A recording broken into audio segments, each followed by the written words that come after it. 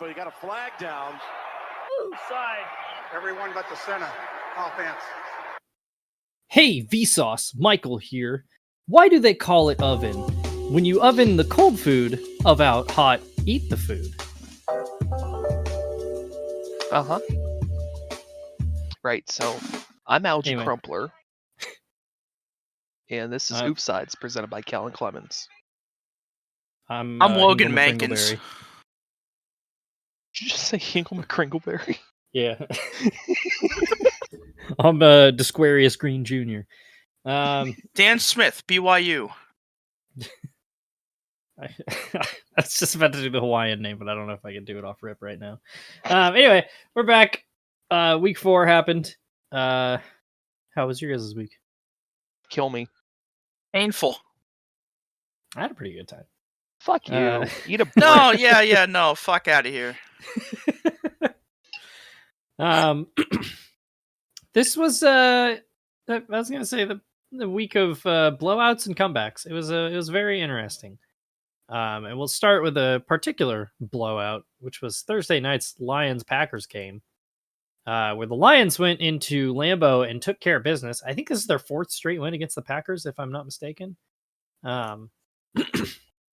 But like, this is weird because like Lambeau was full of Lions fans, and I've never seen that before. It was bizarre. I really did not expect any of this. I said last week on the show that Yeah. it would be hard to pick against the Packers in primetime. Apparently, it's very easy to pick against the Packers on primetime at Lambeau now. Yep. Yeah. They're weirdly human now. Mm-hmm. The big scary man's gone. Yeah, no, I mean the first half of this game was about as lopsided of a game as there was. There was an early interception by Jared Goff, and the return on that interception was basically the only yards the Packers got in the first half. At one point, we got another 199 yards to 1 yard kind of stat in this game. They opened up a 27-3 lead going into halftime, and then just kind of managed it from there. Matt LaFleur was frazzled. He had they do the interview like going into the locker room at half or whatever, and they asked him like, what adjustments are you going to make? And he was like, first we got to block. So channeled his inner John McKay. Are the Lions legit? I think so. Like, I was saying at the end of last year that I felt like if they went into the playoffs, they could play anybody extremely tough. Mm-hmm. Based on past trends of being the Lions, I don't want to say the Lions could be the best team in the North for the future, but like, I think it's going to happen.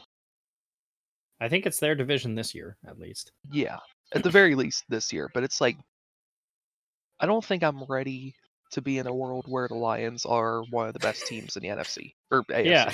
Or I don't know if fucking anybody NFC. is. Numbers. Not numbers, letters. Fuck.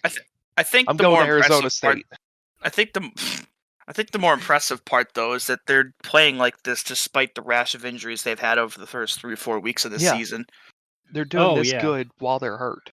When guys like CJ Gardner-Johnson went down, I thought that was going to cripple their defense, and they've gotten better the last. I mean, again, they allowed 6 points to the Falcons, who we've been talking about has like a sneaky good offense. More on that later. And then just completely shut the Packers down in week 1. Like it last year, like we were saying, it was like, wow, this offense is like crazy good. They can score 45 points a game. They just allow 50 per game. Now their defense is like unbelievably good.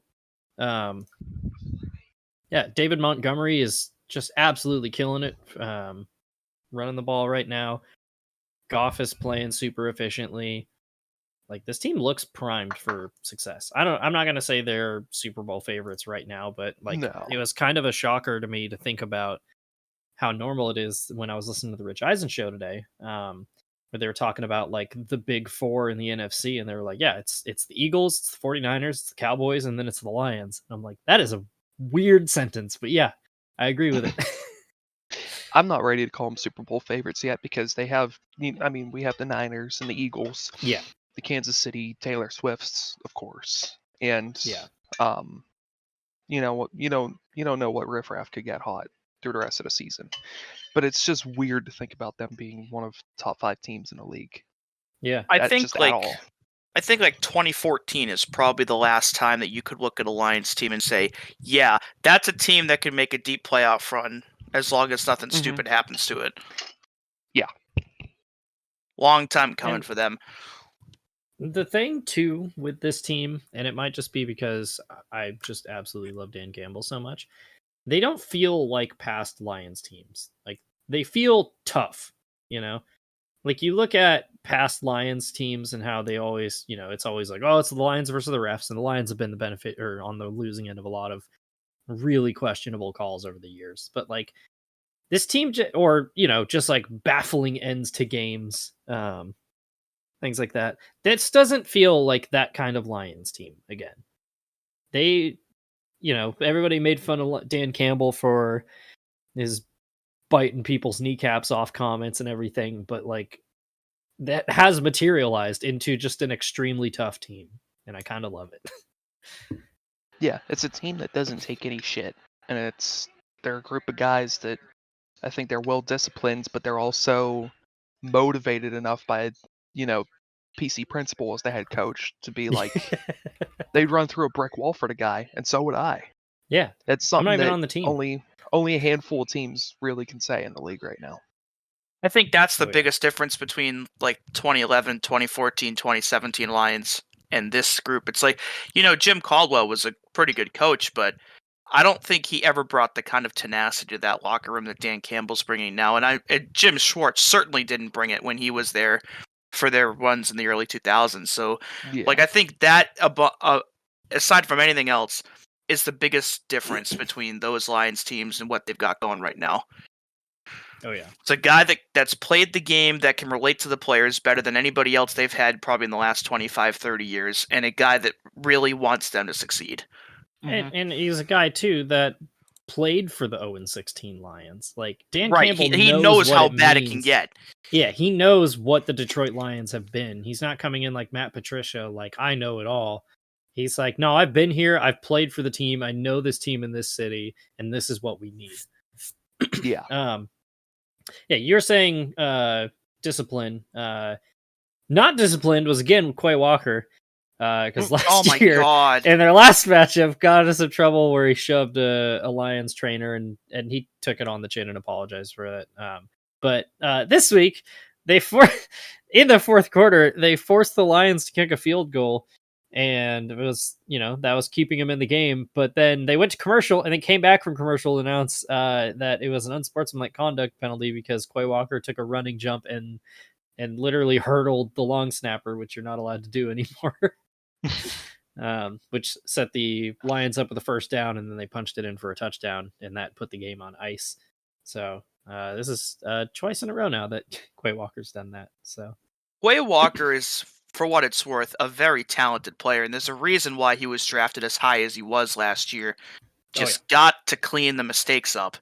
Yeah, definitely. Yeah, like you're saying, super talented. Like he's obviously going to be worth the work. And again, this is just like two isolated incidents that just happen to be extremely important points in a game. So Yeah, that's the thing. If it was like a blowout, like 48-2 or something, like nobody would be talking about it. But it kind of decided the game, and that's why everybody's got their eye on it. Yeah. Also, the Packers put up a whopping 27 rushing yards on the night, and that was with Aaron Jones back, by the way. Yeah. 27 pass or rush yards, 5 sacks allowed, 2 interceptions thrown by Jordan Love. Just bad night for the Packers at home. Yeah. So. And the O-line has some more issues with it too. More on that later. Yep.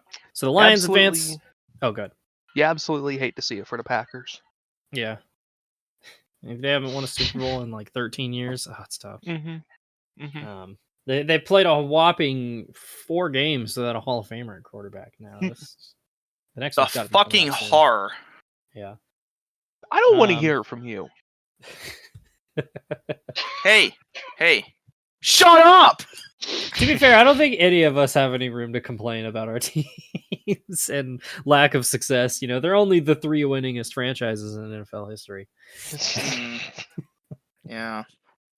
I mean, you're not What- wrong, but What if It's- what if the 3 of us just became like truly insufferable, like on this podcast? Like we could totally gang up on Jack. well, Dewey already is. So Yeah. Wait, projection. we should next week we should just completely just Just what will we even do? absolutely gang up on Jack. Break his kneecaps. I would be more down if I wasn't also a Bills fan. So Fuck him. Josh Allen's a fraud. Just get the guy that Tanya Harding got to hit Nancy Kerrigan's leg and do it to Jack's legs. Jack's not on the team. What are you talking? That doesn't matter. Yeah. Speaking of Josh Allen, the good Josh Allen and the Jaguars beat the Falcons 23-7 in London. Yikes. Desmond Ritter. Yeah. Yeesh. Desmond Ritter fucking sucks. Yeah, admittingly, I slept completely through this game, and I saw none of it, but I did see the highlights after, and I don't know if there was a single good Desmond Ritter one in that entire video. I don't know Yeah. what they see in him. Like, what are you doing? I think Arthur Smith is just doing it just to spite people. I think he enjoy it. Like, who was it we were talking about last year? Who they like having a shitty quarterback just so they can be like, yeah, I'm just still good. I'm still gonna win 9 games. Like, you can't fucking stop me. And they are what? I mean, they're 2-2. I mean, they're on pace. it could be worse. This was the tune-up game that the Jags really needed. Trevor Lawrence had a kind of inefficient day, but still, didn't turn the ball over, which is important because that's been a problem recently. And they just kind of rolled over the Falcons 23-7 in their second home. Yeah. So, hang on, I gotta pull it back up. One piece of context that we're missing is this is the Toy Story game. Oh, that's right. Oh, that's right. And Booger McFarland was on the Toy Story broadcast, first off, in a motion capture suit. Our WTF moment of the week, by the way. See if I could find a picture of it. But at one point they showed the aliens from Toy Story and they're UFOs. Booger McFarland said, "I wonder if Aaron Rodgers is seeing these UFOs. Won't be the first time. He's doing ayahuasca." And then an entire generation of 6-year-olds turned to their parents and said, "What is that?" I gotta find Never a picture changed, of him Booger. in mocap. Put him back on Monday Night Football. I miss him. There was a clip of and I'm not like, oh, Aaron Rodgers, but there was a clip of him on the Pat McAfee show either I think yesterday or today, where Pat McAfee mentioned, I think it was a conservative commentator said something like, "Oh yeah, because you didn't get vaccinated, that's why your Achilles got torn," or I think it was either him or it was Keith Olbermann that said it or something, and Aaron Rodgers was just, "Get your 5th booster, Keith," and just yelled. Yeah, there's that, and he was calling Travis Kelce Pfizer boy, which everybody was Mr. like, "Oh, he's on Pfizer, again." yeah. And everybody was like, "No, it's because they're friends," and Kelce has an endorsement deal with Pfizer, so it was just kind of Rodgers poking at. Yeah, I did see that. Tell him get his 5th booster. He's just fully leaned into it. Have you guys ever seen? I've only seen the out of context clip, but he went on Pardon My Take last year. And Rodgers was like, "Yeah, there's a lot of people who are really upset about the whole immunated versus vaccinated thing." And Big Cat's like, "Yep, that was me." And Rodgers like, "Yeah, you were." And then PFT just goes, "How many people do you think you've killed?"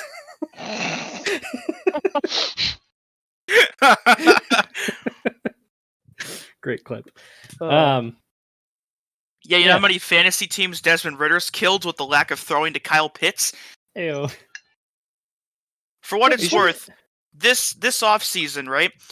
This offseason, the Patriots traded Jonnu Smith, who they had signed to a big contract before 2021, to the Falcons for a 7th-round pick next year. So everyone's like, "Oh, well, it's just the Patriots shredding salary, Jonnu Smith's wash, whatever." He has more receiving yards in the first 4 weeks than Kyle Pitts does. Just That's absurd. that's bad. Yeah. Like, why are they not using him?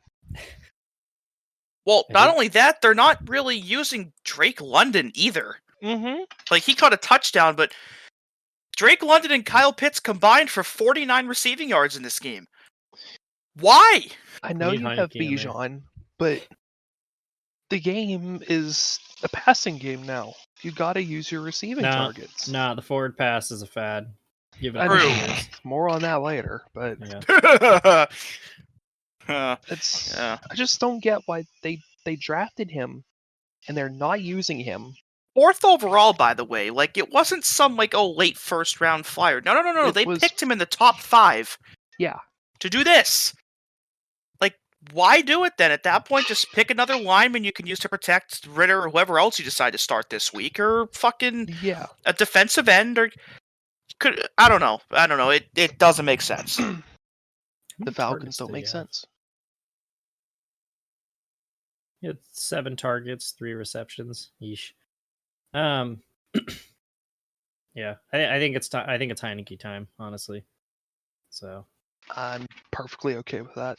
yeah, because I mean the kind of ball that Heineke played in Washington was just fuck it. Terry McLaurin's over there somewhere. I'll just throw it high and I'll let him go get it. So I mean that would fit. So Jaguars moved to 2-2. The Falcons fall to 2-2. And yeah. Mm-hmm. Meanwhile, I'm forgetting again how to do transitions. Yeah, we'll go with Transitions. Who needs those? True. Sorry, I'm distracted watching Dewey rearrange the spreadsheet. that's Dolphins me. Bills. I'm not okay, doing anything. I'm watching Steven rearrange it. Anyway, we'll go to Dolphins Bills, where last week the Dolphins dropped 70 points on the Broncos, like we talked about, and everybody was like, "Oh man, we're going into Buffalo. Here we go." And then, yeah, that did not last very long. The Things Bills happened. rolled over their division rival 48-20. Just Josh Allen curb had stomped them. Yeah, Josh Allen basically had a perfect game. 21-25, 320 yards, 4 touchdowns. He actually had a perfect passer rating, Yeah. which pretty hard to do. I've said it the last 2 weeks, but like week 1 was definitely just a weird game for the Bills because Josh Allen is playing like better than he's ever played right now, and it's kind of scary. Yeah, and their defense just absolutely shut the Dolphins down. So Mm-hmm. I think the Dolphins, as weird as this is going to sound, I think the Dolphins needed a game like this to happen to them. Like, yeah, obviously for sure. they're a talented team. There's not a lot of teams better than them, but having a bad game this early in the season is way better than having a game like this right before the playoffs. Yeah, I would definitely Mhm. agree. I mean, Yeah. that it might impact, of course, the division tiebreaker or whatnot later in the year, which could, of course, affect seeding. But either way, you'd rather get these issues, ironed out and fixed now than before it's too late. Yeah, you get it out of the way. I'm still not used to the Bills having like a functioning rushing attack. Also, this is Yeah. Do they? Who's their running Kinda. back? No, they do. weird. A mixture of Latavius Murray, James Cook, and Damian Harris. So What the Jam- fuck? James Cook has been the feature back, and like this past weekend was really the first game that he didn't. Well, no, week 1 he didn't do much either, but he had over 100 yards against the Raiders and just under 100 yards against the Commies. So it's becoming kind of clear now that like he's going to be the feature guy, and as he should, because he is by far the most talented running back on that team.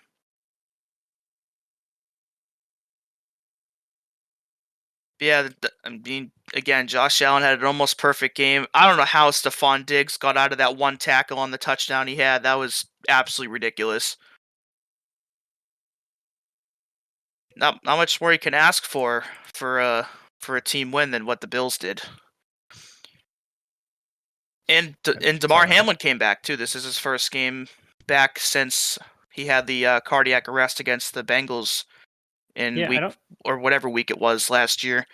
I don't think he played, but he was on the active roster. He was at least active, yeah. Yeah.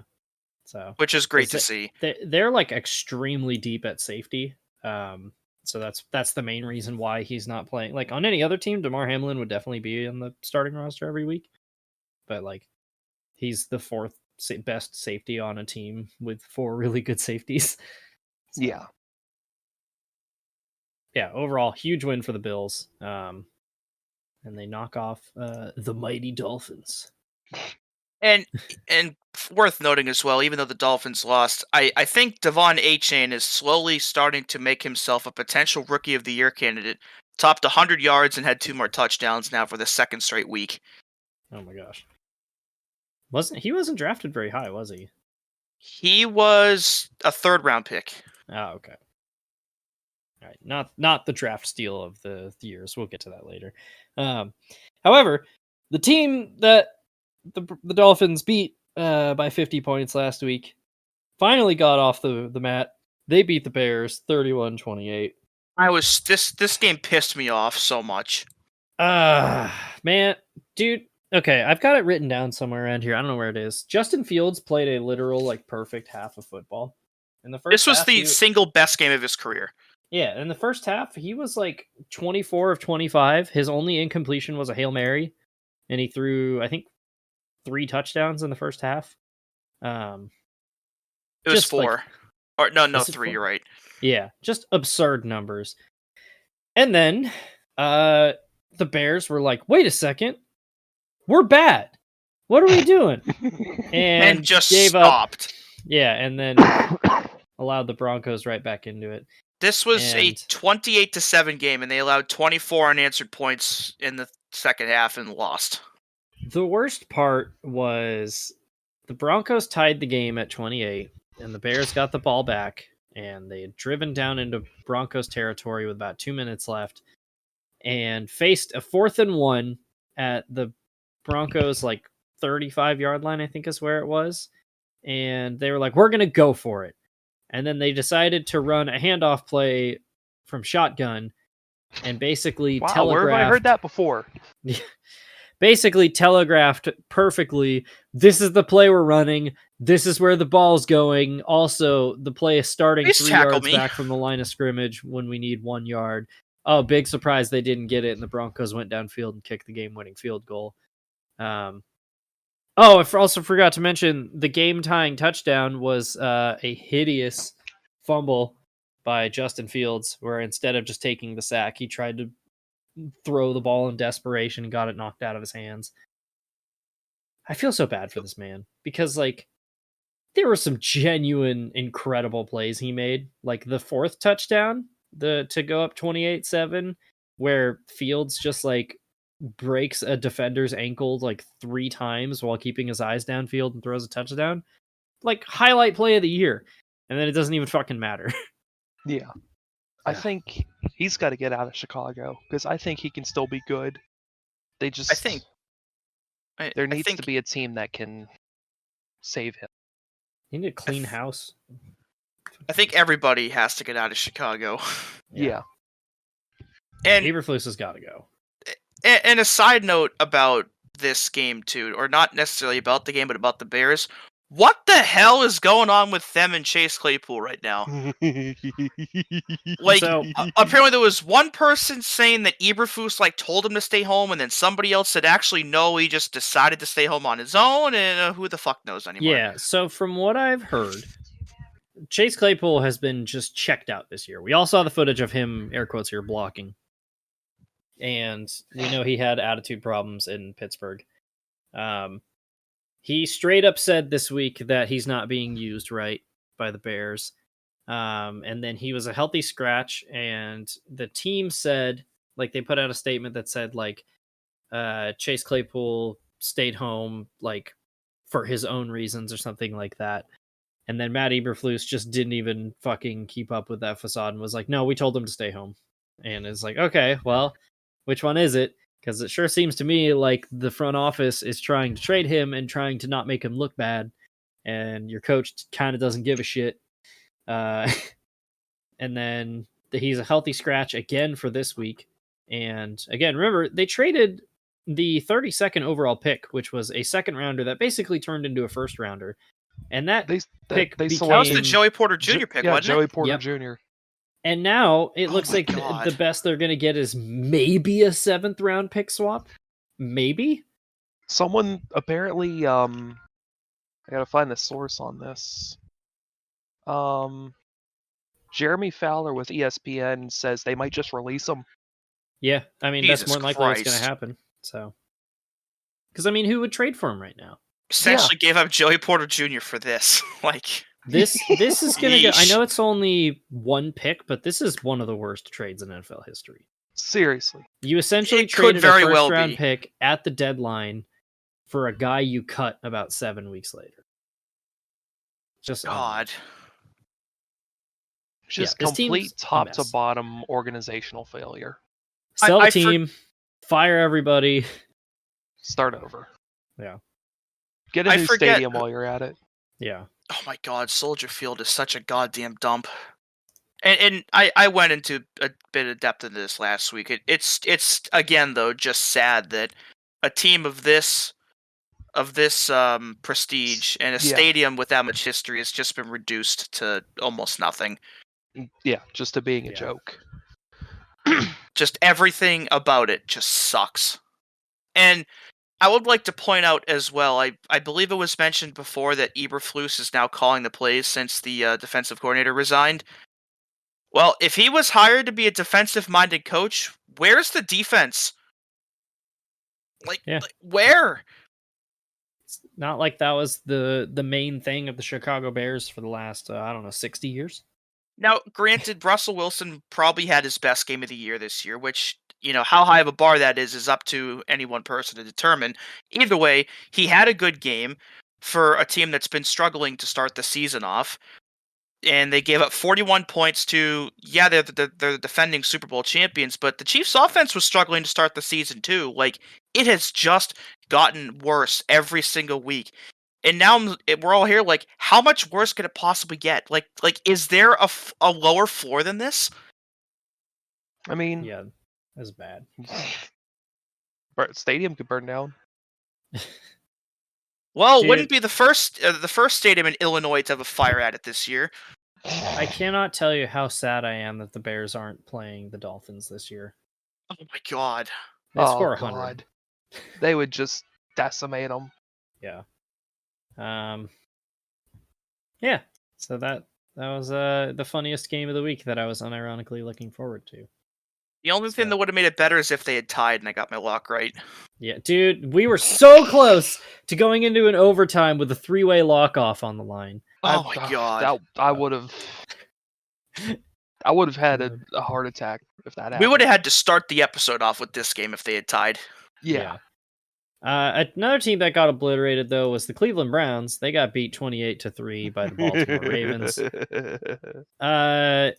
Not Lamar Jackson. Sorry, Deshaun Watson was a last-minute, technically healthy scratch. So Dorian Thompson-Robinson, rookie out of UCLA, started, and it was not pretty at all. It was bad. It was ugly. It was really bad. 3 interceptions. I want to give a shout out also to Elijah Moore. So Elijah Moore was pissed off last year for the Jets, talking about how the team basically didn't throw to him and how he wasn't being utilized at all and how he was being wasted. And then on Sunday, they ran like a reverse play where he took the reverse pass all the way around to the left side, saw it was blocked off, and then decided to just circle back about 20 yards trying to evade people because that always works. So his only carry of the day was for negative 20 yards, and he caught 2 receptions for 20 yards. So he had a net 0 yards on 3 touches. So it's like when Tebow scrambled around. Yeah, he basically that was did exactly very that. funny. So, except in his case, he wasn't trying to buy time to pass. He was just like, if I keep going backwards, eventually I'll be able to start going forwards again. No, it's not how it works. I would have picked the Ravens for this game last week if we had known Watson wasn't playing, but Either way, I didn't think the Browns would be this bad, especially on defense, given how they've played this year. Well, But I think the yeesh. big part of that is just like the offense could do nothing, and the defense was having to just keep going back out there. Yeah. So Watson injured, I think, his shoulder in like practice this week, and was medically cleared, but said he didn't feel right, and said, "quote He knows, or I know my body more than anybody else." And as we know, Sean Watson is 100% in control of his body at all times. He knows what he's Oh doing with my it. god. Um, Oh, by the way, I- too, shout out to David Njoku for playing this game after like burning his face the other day. Yeah, he was like trying to light his propane stove and burn the shit out of himself, and then showed up with a like literally like a mask on. And led the team in receiving yards. Yeah, it did look hard as hell, if I'm going to be honest. Final thing on Watson, though, I'm not going to shit on somebody for self-reporting for an injury, because there is definitely a culture problem in sports where it's like, oh, you got to play no matter what. And a lot of dudes play through injuries that they probably shouldn't. So if he felt he wasn't right, then that's fine. But it is kind of funny that you're also paying $250 million to a guy. He was like, nah, I don't really feel like it. So. Yeah, definitely a double-edged sword with that one. Yeah. Franchise quarterback, everybody. I mean, Lamar had a pretty decent game. Didn't really have to do much of anything, but still looked decent in the process. Oh, yeah. Yeah, 15-19, under 200 yards passing, but 2 touchdowns. And honestly, just one of those touchdowns would have been enough. So they got up 21-3, and they were like, all right, let's just chill for the rest of the day. So, yeah. Honestly, did not expect the Ravens to be leading the division. I gotta be totally real with you here. After 4 weeks, thought they'd be tied at best. Yeah, no, I thought the Bengals would be better. More on that too. Go conveniently. That's the next one on the show sheet. So why don't we get to that? Because they're not the only. The Browns are not the only AFC North team that put up 3 points this week. I think the Bengals are just bad.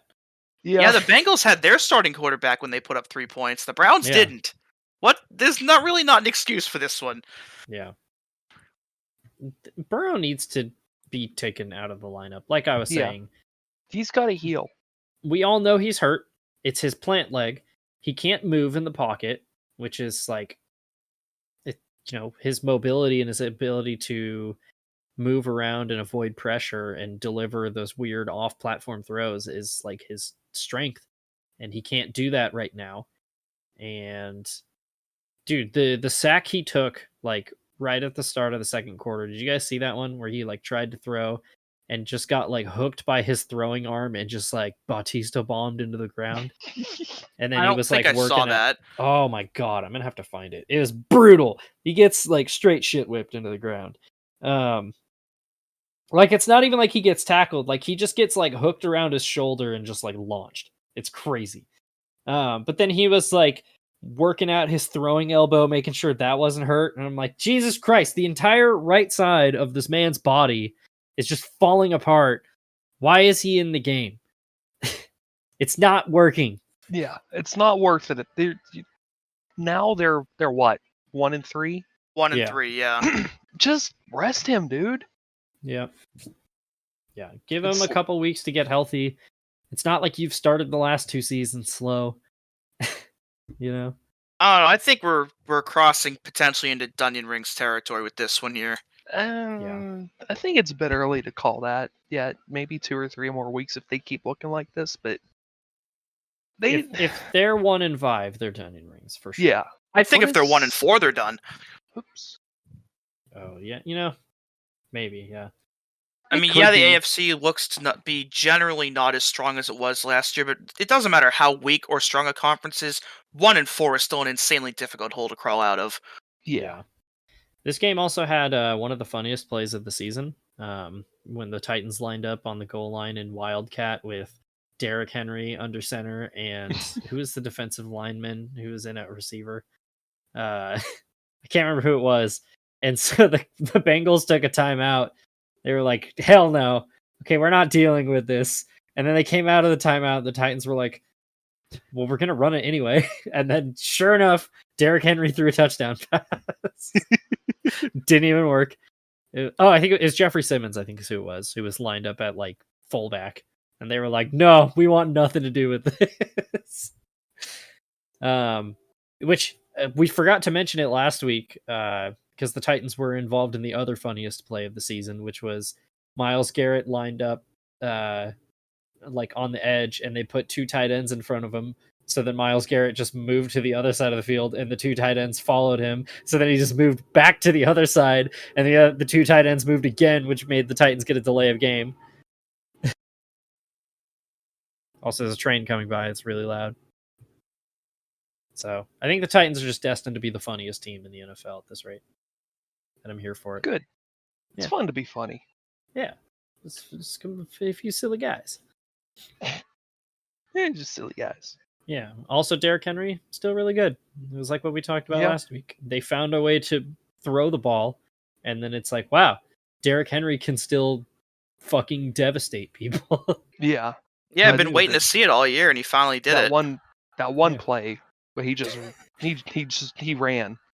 You let him get a head start, and he will just fuck you up. He's literally like a sledgehammer. Like it takes a little bit of like, the whole backswing, but then once he's up to speed, he's not stopping. Yeah, it's just a bowling ball. Yeah. Also, he started wearing the like dark visor, and that looks pretty fucking cool. I'm not gonna lie. That's badass. Yeah. So yeah, Bengals, you suck. So I'm tired of watching you. Go away. Surprisingly suck, but still suck. And that was that. A team that we all thought was going to suck. Actually, 2 teams that we all thought were going to suck, and then they both turned out to be like surprisingly entertaining, are the Rams and Colts. And boy, did they play a game of football this week. That was one of the games of all time. I watched almost this entire one. I'm pretty sure they were up 23-0. The Rams. They were. Because nothing went right for the Colts in the first half. And then Anthony Richardson and the Colts offense found a way to rally, and they tied the game at 23-all.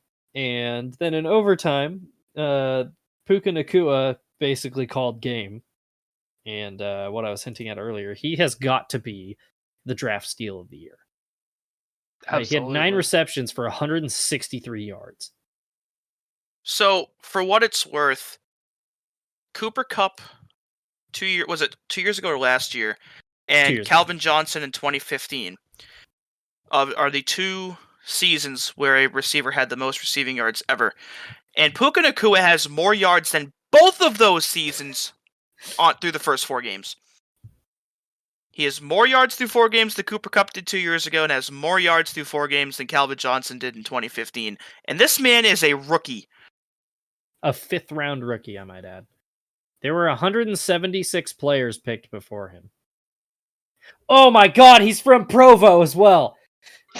No way. Let's go. Okay, this is definitely my favorite player in the league now. You know, what's fitting too is he wears 17, which is the number that Baker wore last year, and I have the Baker Mayfield Rams jersey. He's got to tape Nacua over it now. So I can hastily turn it into a Puka Nacua jersey because he's very quickly becoming my new favorite player. This game was awesome. Just like absolute thriller all the way to the end. Because it was looking like an absolute blowout, and then the Colts rallied, and then the Rams were like, "Oh shit, we got to do football." And they certainly did do football. Yeah, football was performed. The Rams have a guy on their defense named Russ Yeast. Oh, they do. Good for him. They have an Ernest? How is there anybody under the name of age of 60 named Ernest? It rules. It's like Craig. Are people born named Craig, or do they not become Craig until they're 30? Yeah. It's like I do think we need to bring back the era of the NFL, or the era of the NFL a few years ago when all our running backs were named like Melvin and Todd. Alvin. Still have the Bob emergency though. We got to bring back Bob. Yeah, we need some Bobs. Get some Bobs in there. Hang on. Like Robert Woods, Bob Woods. There you go. Yes. Yeah. Robbie Anderson. When is Robbie Anderson going to be Bob Anderson? No, Or he's gonna Bob be. No, he's gonna be Bob Chosen. Yeah. Oh, I should tweet that at him. So Our receiving leaders, the top 5 this year is Justin, Puka, Tyreek, Keenan, and Nico. Nico Collins? want Yes. to go bowling? Wow. Fucking 67-year-old Keenan Allen is 4th in the NFL. What the hell? Still pretty good, as it turns out. It's been around forever. What? That's insane. I just don't know if I'm like emotionally prepared to say the name Puka Nakua for the next decade. Well, you better be. Mike I- Evans is top 10 too? Mike Evans? Yeah. Oh yeah, dude, he's killing it. What the fuck? And that's I- perfect because that's the next game on the list. One more thing, though. I think Cooper Kupp is coming off of IR this week. So it'll be really interesting to see if Nakua can keep this up throughout the year, because obviously Kupp's going to get his snaps and his targets and everything. So I wonder, with them being very similar players, how they're going to figure that out in practice and in the games the next couple weeks. Yeah, I think there will be a kind of back down to earth kind of progression over the course of the year, but like they've definitely found a star. A diamond in the rough for sure. Yeah. Another diamond in the rough is Baker Mayfield for the Buccaneers. Boy, is he ever. His connection with Mike Evans, like you were mentioning, Steven, is pretty good. Same with Chris Godwin. The Bucs beat the Saints 26-9. And who would have thought when they signed Baker for like literally the most like minimal, or not most minimal, Basic bitch contract. Yeah, like they basically are paying Baker as little money as possible, and he's having like a genuinely great season so far. Yeah. I'm What'd you happy say? for him, genuinely. Yeah. Oh, yeah, for sure. And the Bucs, who have always had trouble playing the Saints, and even when Tom Brady was there, had trouble playing the Saints. And Baker Mayfield just showed up and kicked their ass. Yeah, I think this is the most lopsided Bucs Saints game of the last like 3 years. At the very least, the most lopsided Bucs win in the rivalry, because I think the Saints blew Brady out once, but Oh yeah, I think it's been a while since the Bucs have beaten the Saints by this much. Derek Carr was bad in this game. Playing hurt in this game. He's been struggling this season, and he came back from that shoulder injury, I think, too quickly, because he was bad, and he got benched for Jameis, and then Jameis attempted one pass, and it was intercepted. So Very Jameis Winston stat line. Yeah. Alvin Kamara came back this game and was just not very effective, and I think a big part of that is just how much they were struggling on offense. I saw, speaking of Kamara, a very weird stat from this game, right? So in this game, he had 13 catches for 33 yards, which is the fewest receiving yards by a player with at least 13 receptions in a game ever. Oh my god. The previous record was 71, so he had less than one half of that. Jesus. Oh god. Like, to get that many receptions and average less than 3 yards a reception is really fucking impressive. I think the game's just passed him by. I think he just spent too long out of it. Either that or they just caught up. Yeah. Are we talking I mean, about you only missed 3 games, but it seemed like once Drew Brees left or retired, he just hasn't really been the same guy, period. Yeah. The Saints offense as a whole, just hasn't been the same since Brees retired. I think they're still trying to find their identity with him or without him. Yeah. And like, obviously losing a Hall of Fame quarterback is going to result in taking a team a while to adjust. See also Patriots, but even despite that, there's still talent on that team, especially in the receiver room with Olave and Michael Thomas finally being healthy again. And we know what Kamara is capable of, but not like, when is it going to happen? Or is it at all? I don't think it should happen. Honestly, I don't think in the NFL you should be trying to compete as a team without a franchise quarterback. And what they have, I mean, they have a team, but it's not really doing anything. Well, I think coaching's a big problem too, because it's Of still course. Dennis Allen. Yeah, of course. You Yeah. gotta find a good coach that you think you can keep for the future, and then you gotta get yourself a good quarterback in the draft. You can't, Yeah. Go with Taysom Hill and Andy Dalton and Jameis and Derek Carr and expect to be a competitor every year.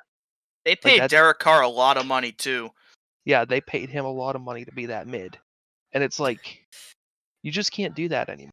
You can't have a Kyle Orton or Gus Frerotte kind of team. You got to have a good quarterback now.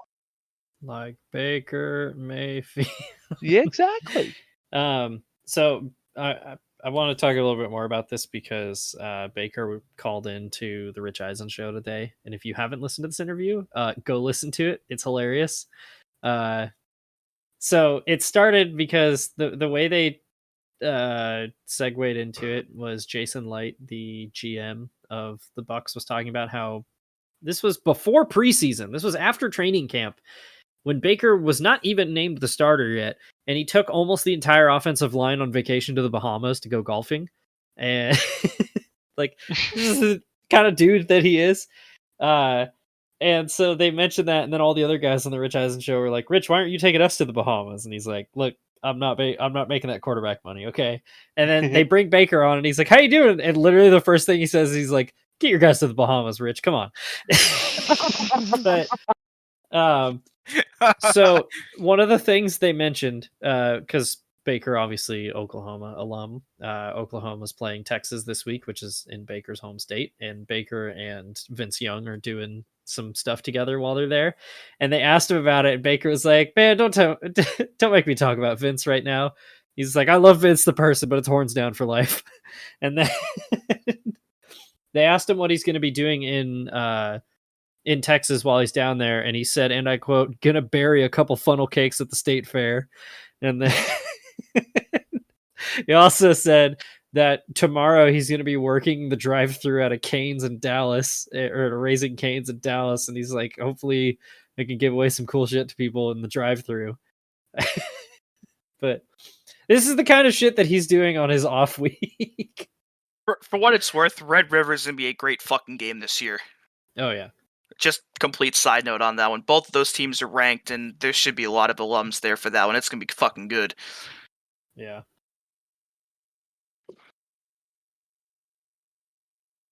So that was Bucks Saints, I guess?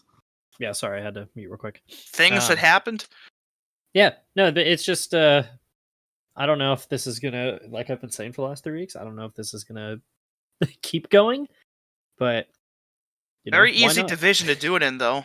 Yeah. So I'm pretty sure, is this their first divisional game of the year? I think so.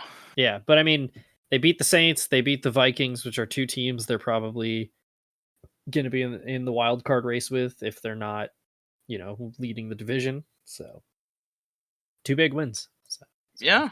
Keep it up. I mean, the Eagles game didn't go well, but every team is a bad game.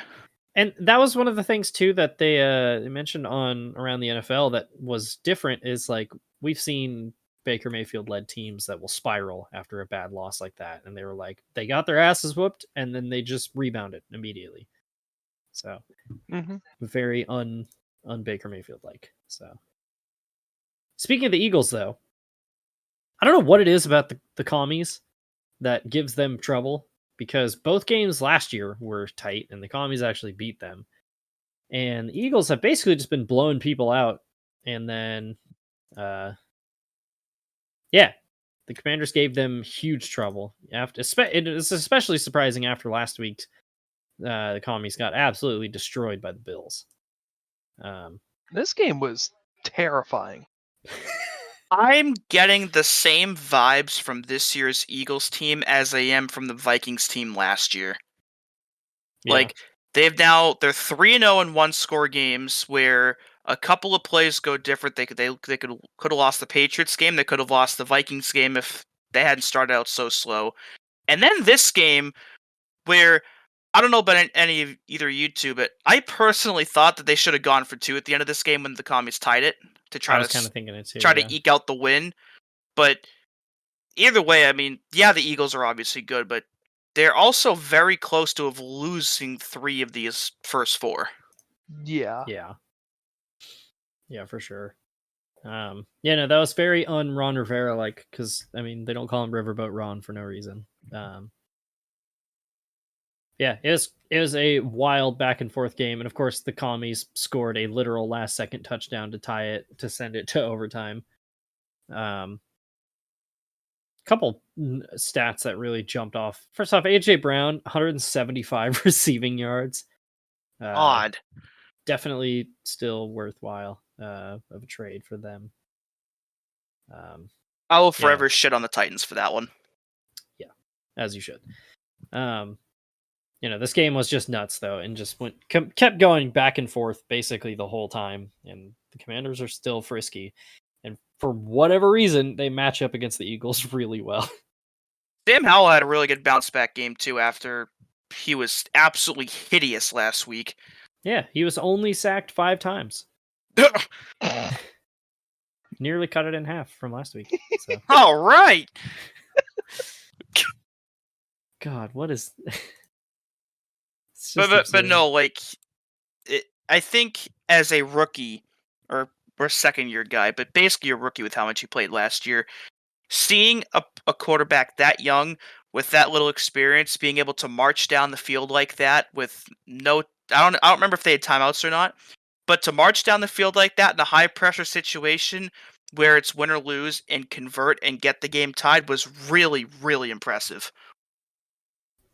Oh yeah. That was a veteran quarterback drive that he did, and it was like what his 5th or 6th start of his career, basically. I think only his 5th. Yeah, he looks legit. Sam Howell might be their guy. It's crazy.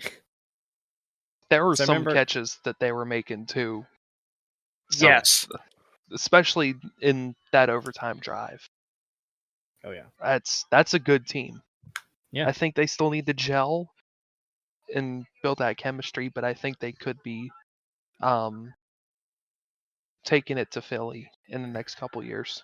They may not make the playoffs this year or next year, but it definitely seems like over even these first 4 games that you can tell our team is changing for the better. Like the new ownership, the new offensive coaches, the new receivers, new quarter, like everything seems to be going better, at least in increments for our team. We're getting better. They got the stink of Dan Snyder off the team, and I think they're finally getting, since they're out of that, they can breathe and they can be better. I can't tell you how much joy it brings me that you just like Freudian sleep and said we're getting better. We're getting better. Our team is really. What number you wear? I think the Commanders are going to be the team of offsides this year. I think they might be. I'm okay with it. I think we might be Manders fans. Yeah, I could never in good conscience support anything Dan Snyder was touching, but he's gone, so... Yeah. Now, dude, ever since they became the football team, they've had just this chaotic aura around them that I absolutely adore. I almost wish they had stayed as the football team. That was kind of cool. The football team name was badass. I don't care. Like those 1880s baseball teams that they called the 9 or whatever. We are the football team. Yeah.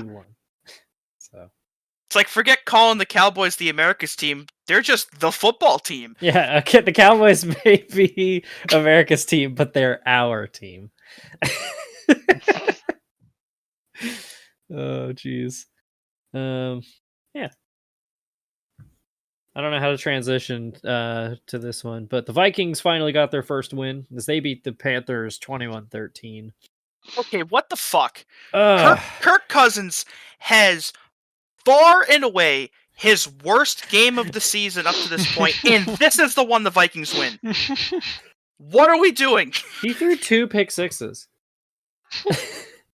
And that's the only points they got.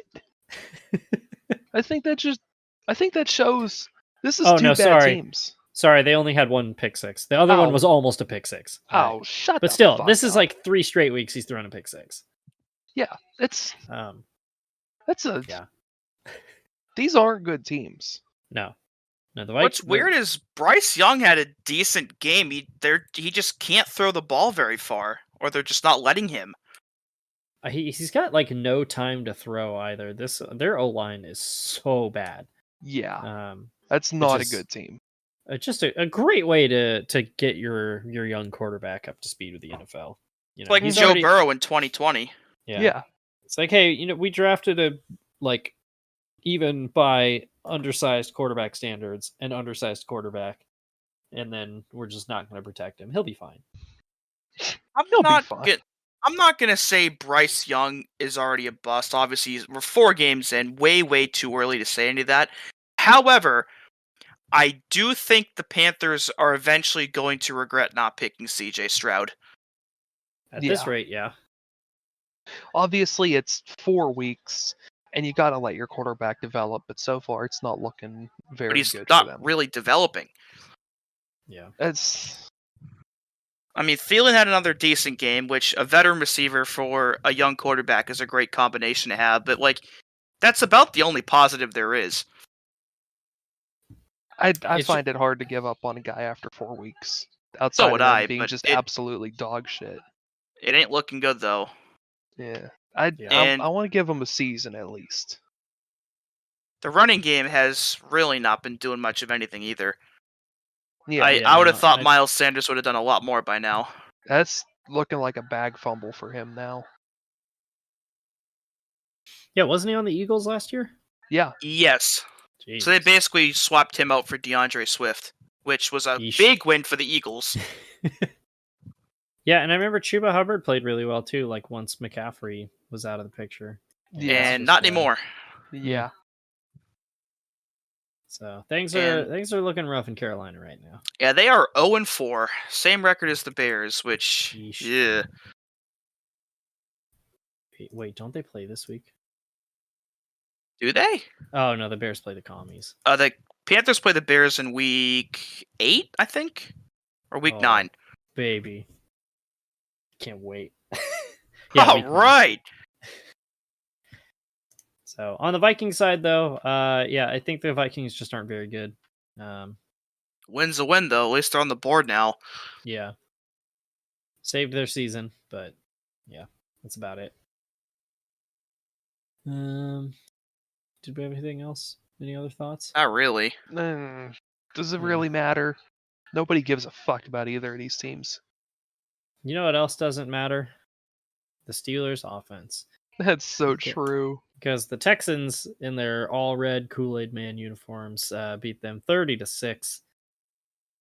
Oh boy! Yeah, wow. Yeah, what the That's fuck bad. was this? This team's not going 500.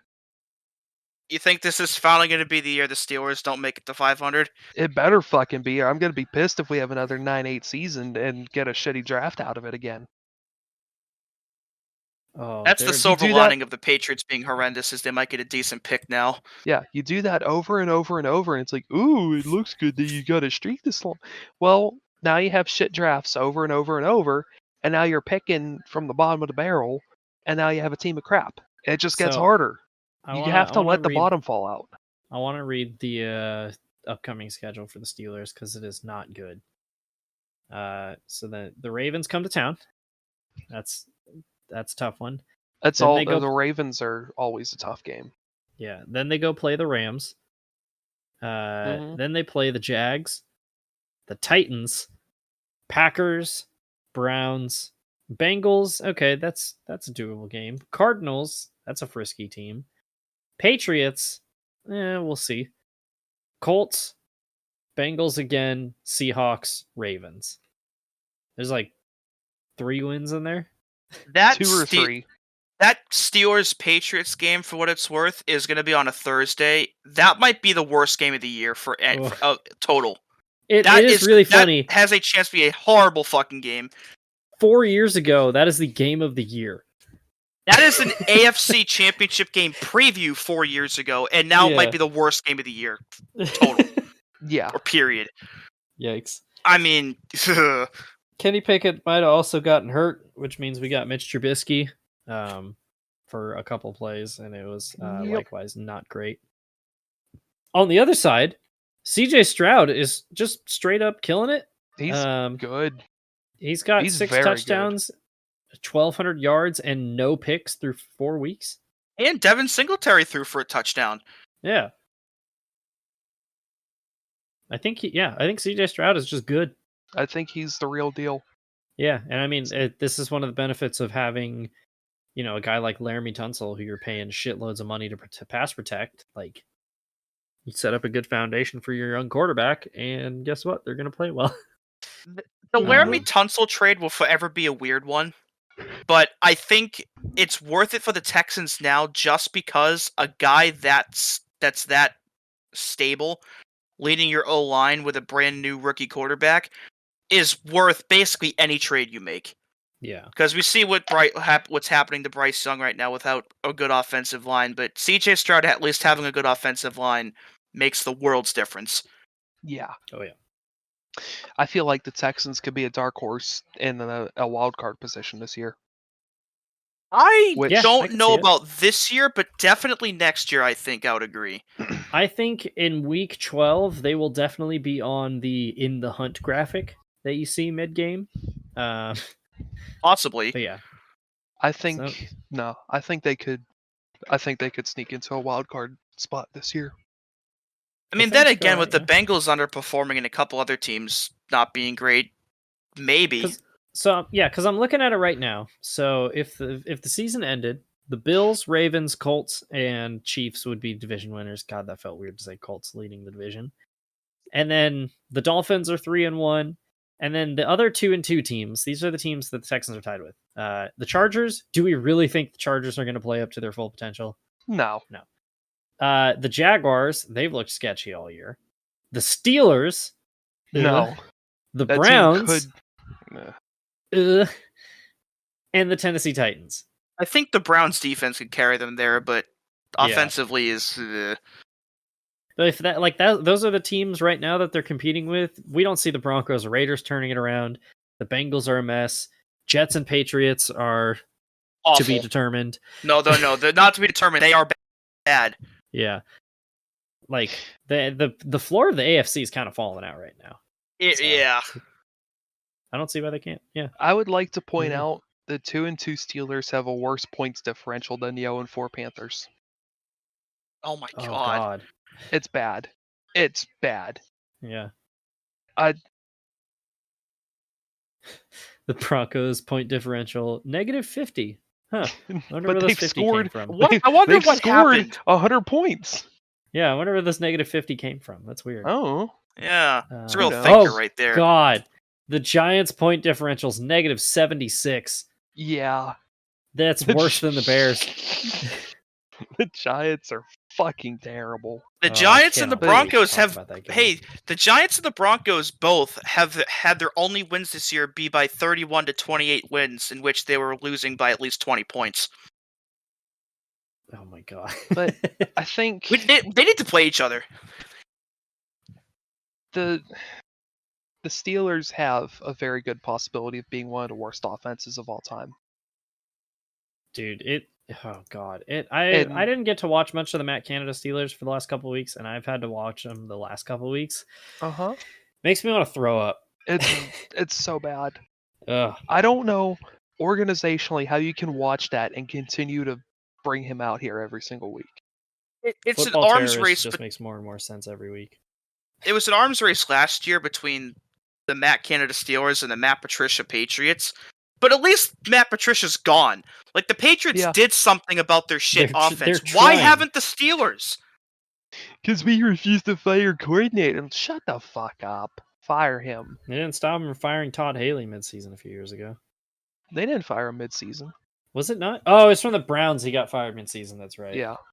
Isn't Todd Haley Steelers like the haven't- fucking USFL now or something? The Steelers have not fired a coach or coordinator mid-season since 1968. Oh my god! Wasn't that like right before Chuck Noll became the head Yep. coach? Yep. Jesus Christ! Yep. Oh, I think they should break that. I think they should fire both Tomlin and Canada at this point. Did you Mike see his Tomlin- post-game conference? I did. yeah, He brought that it was down weird. to post, or what was it, practice apparel? Ugh. Get real. You're losing saw control of the something- team. I think it's time for you to leave. Because the NFL is not a defensive league anymore. It's an offensive league. Go be a defensive coordinator. But we need an offensive coach. I saw something where like the Steelers, I think, only have like 3 or 4 playoff wins total since they made the Super Bowl against the Packers. Yeah, Like 3 it's playoff like they've had a wins. lot of good regular seasons, but if you look at it a bit closer, it's low key not been It's that not good. impressive at all. It's not good. 3 playoff wins since 2010. Yeah, 2 of it's them weird against backup quarterbacks, and the other was gifted to us by Vontez Perfect. It's weird Jesus to think fuck. that was also against a backup. by the Oh way. shit, that's right. I'm thinking Yeah, of that was AJ McCarron. Yeah. there was Yeah, the Matt Bengals Moore should have won game. that game. There's the McCarron game. There was the Matt Moore game, and what was the third one? Oh, Wasn't they beat it- the Alex Smith Chiefs. That's what it was. Yeah, that's right. Yeah. Which was won entirely with field goals. Yeah, that was also the game that the Chiefs scored the tying 2-point conversion and then got called for holding on it and then had to Yep. try it again. Yep. It's, mean, it's I not think- good. I They think lost to Tomlin is Blake still a Bortles. good. I think Mike Tomlin is still a good coach, but I think at this point it's one of those situations where both sides just need to change the scenery. Like He could be a good DC somewhere, but I he's think he not could be a good head coach material. somewhere, No, just not in Pittsburgh anymore. no, you can't be a defensive coach in the NFL anymore. I'm trying to think. At the very eh. least, you need to have an offense that actually, since he delegates the play calling to the OC, he should. Or if he brings in somebody like Eric Bieniemy that can kind of just do everything on his own without needing a guy above him. That reminds me, Steelers have not hired from outside the organization since Bruce Arians. When the hell was he on the Steelers? He, 2006, I think. Yeah, Holy shit! That's how he got his he's with the Steelers originally and then was the interim for Indy, right? the Steelers- Colts. Yeah. Steelers Yeah. 04 to 06, or Yeah. 04 to 2011. God, I'm looking at some of the quarterbacks that that the Steelers have lost playoff games to. It's bad. David Garrard in 07. I'll let Yeah, you that know, one he was funny. actually kinda good. You can make an argument that the team Tomlin won a Super Bowl with was just Cowboys' team. Oh wait, Yeah. right? Yeah, 2 years after. Yeah. Yeah. Yeah, Honestly, Uh, like that will forever confuse. This is a total side note, but that will forever confuse me. How like Bill Cowher just walked away like that after having a pretty good season Well, he had been and never coaching- coached again. He had been coaching for a while, and I Bro got think bored. everybody knew he was getting ready to retire. So yeah. Um, The Steelers need to find a new coach. They need to hire somebody from outside the organization, but they won't. That's how we're going to get Terrell Austin as the head coach next year, and that's how we're going to go 2-15. No, you're gonna get Yes. Matt Canada. Because Art Rooney is a cheap motherfucker. If Matt Is it- Canada ends up becoming the head coach of this team, I'm going to find a new team. Provo Oh. Probos. they lost a playoff game to Tim Tebow Yes, they did. And Blake Bortles. and Blake Bortles and uh, Baker Mayfield. And a Browns team without a head coach. Yeah, dude. Oh yeah, I always forget that Stefanski wasn't even on the fucking sideline for that game. It was their special teams coordinator, and he was like, "Baker, you got this, right?" Yeah, it's They were like, "What's the defensive plan?" And he was like, "Just don't kill somebody, Miles." I mean, it helped that they were up 7-0 without taking a snap at all. Yeah, yeah. It's an embarrassing team to be a fan of when you think about it. Obviously, Yeah, I don't want to be a Bears fan, but like, I would take a big chunk of teams in the NFL over the Steelers right now, and I really hope they bottom out, so the Rooneys realize what the fuck they have going on, and they need to fix that shit because they're starting to trend like the Pirates are. Yeesh. it's another one of those like the Bears, where like the Steelers are one of those storied NFL teams, and it's good for football for the Steelers to be a contender year in and year out. And just like the Bears, with everything just kind of going to shit, like obviously as a Patriots fan, I have like this inherent bias where I don't want the Steelers to be good, but it's still good for football if they are. And what they are right now is not good. It's not like they haven't had their down points, with Tommy Maddox and Bobby Brister and everything, but things haven't But the been this overall bleak. body of work, though, is... Things have not been this bleak since the 60s. Jeez, that was even pre-Bradshaw. Yeah, Yep. it's bad. Pre-Bradshaw. Yep. It's bleak, it's bad, and I don't know how it's going to get better. Because they don't show any willingness to get out of their comfort zone and get a new hire and take a risk. It's weird too because they're a really friggin' talented roster. They have a great GM. They have a great roster. The coaching has just been absolutely terrible. Yeah. I think it's time that we stop letting Mike Tomlin rest on his laurels and put him on a damn hot seat. Wait, hang on. I've got a comment from Mike Tomlin. What does he have to say about this? We do not care. Yeah. Uh-huh. Ow. Hey, that's not gonna pick up on the bot. Hell yeah. Aw, damn. Wait, hang on. Let me get that for you. There we go. Okay. Good. And that was Texans Steelers. So, speaking of coaching, by the way, D'Amico Ryans, turns out that's been a pretty good fucking hire so far. That was a really good hire. Dude, yeah. They've broken a long streak with the Texans of hiring just poopy people or poopy coaches, and now they have a good one. Same thing with the Lions hiring Dan Campbell, as they hired somebody who played for them and knows the culture of the team in the city, and it's been an absolute isn't home a run poopy so far. coach like Matt That's Patricia. It. Antonio Brown should coach the Steelers. What's the worst that could happen? Ben Roethlisberger is coming back.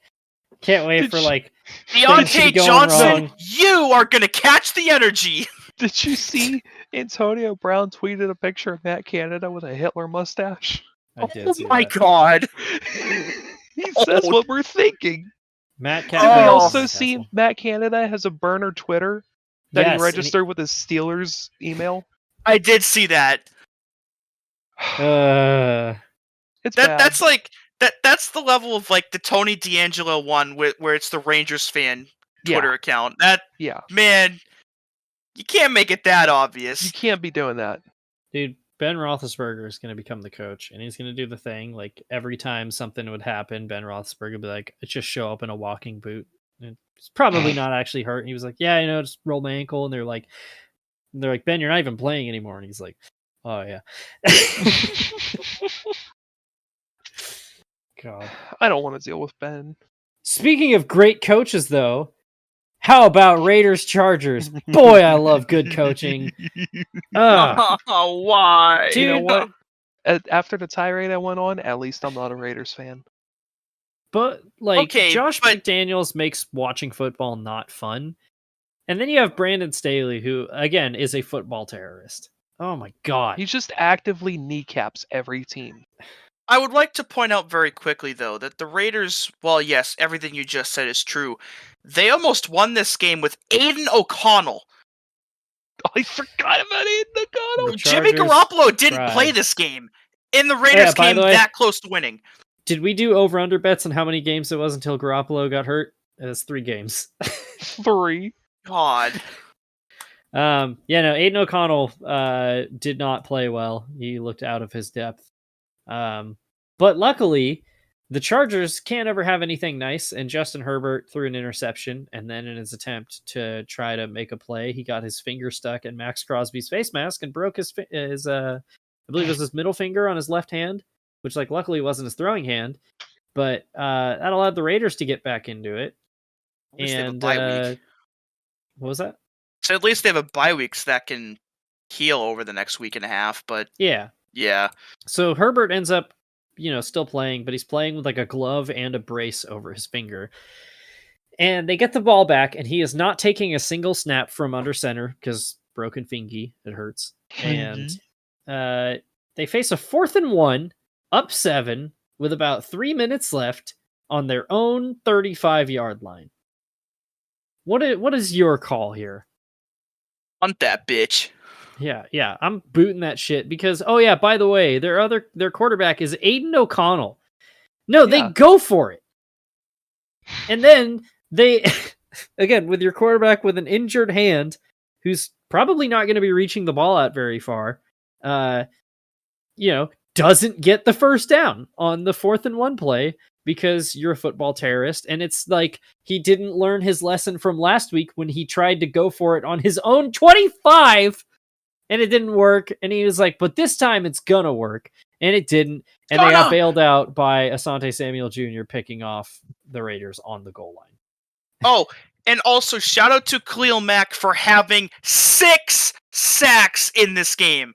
6 sacks, and you still allowed them to come back. Khalil Mack had not recorded a sack this entire season prior to this game, and it had 6 in one game.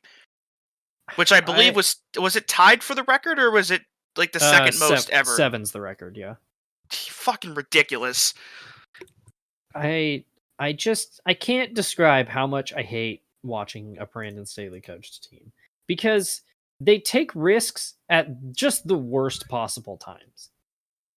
It's so stupid. It's like me playing Madden. This is how I play Madden. I go for it on 4th down at the dumbest times because I'm like, they won't be suspecting this. Guess what? They're expecting it. Always. Yeah, this was bad.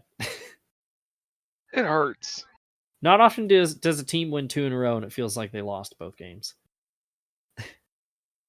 Yeah, the Chargers are 2-2 in about the most un-2-2 way possible. I mean, it's literally back-to-back weeks. They've tried to lose. They've actively tried to lose. I just against teams that are actively worse than they are. What is going through Brandon Staley's head whenever he does things like that? Cobwebs. Is it? I can't remember. Oh, it's this. So.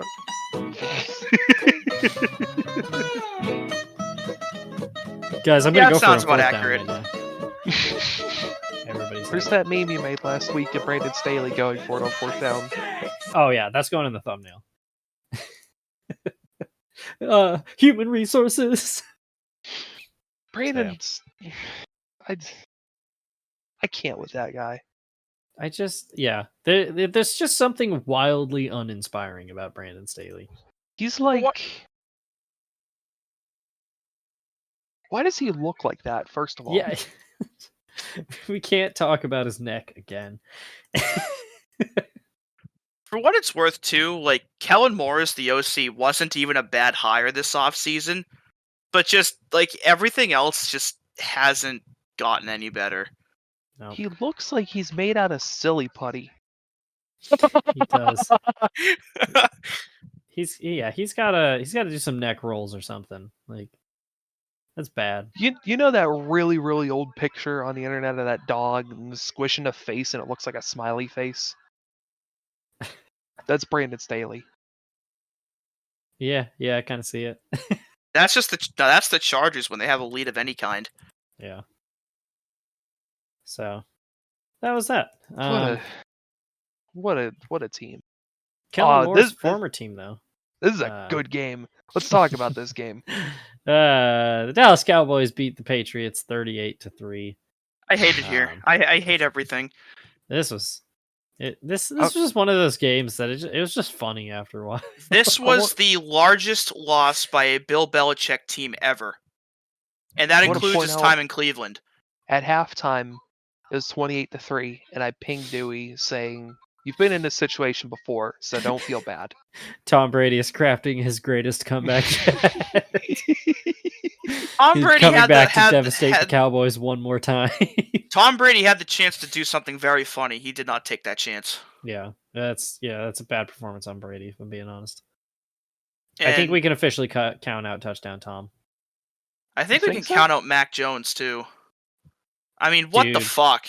So there's I want to think that Mac Jones is capable so bad, but it's getting harder and harder to justify keeping him on the field.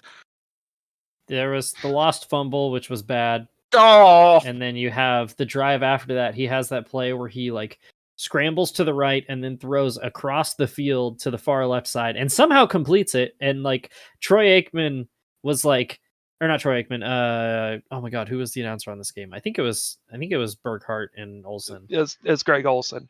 Yeah, and Greg Olsen was like, "You usually don't do that. That's a bad throw to make. Don't do that again, Mac, because you got away with that one." And then guess what he did on the very next fucking drive? The exact same thing. Guess what it was? Pick six. Yep. It was bad.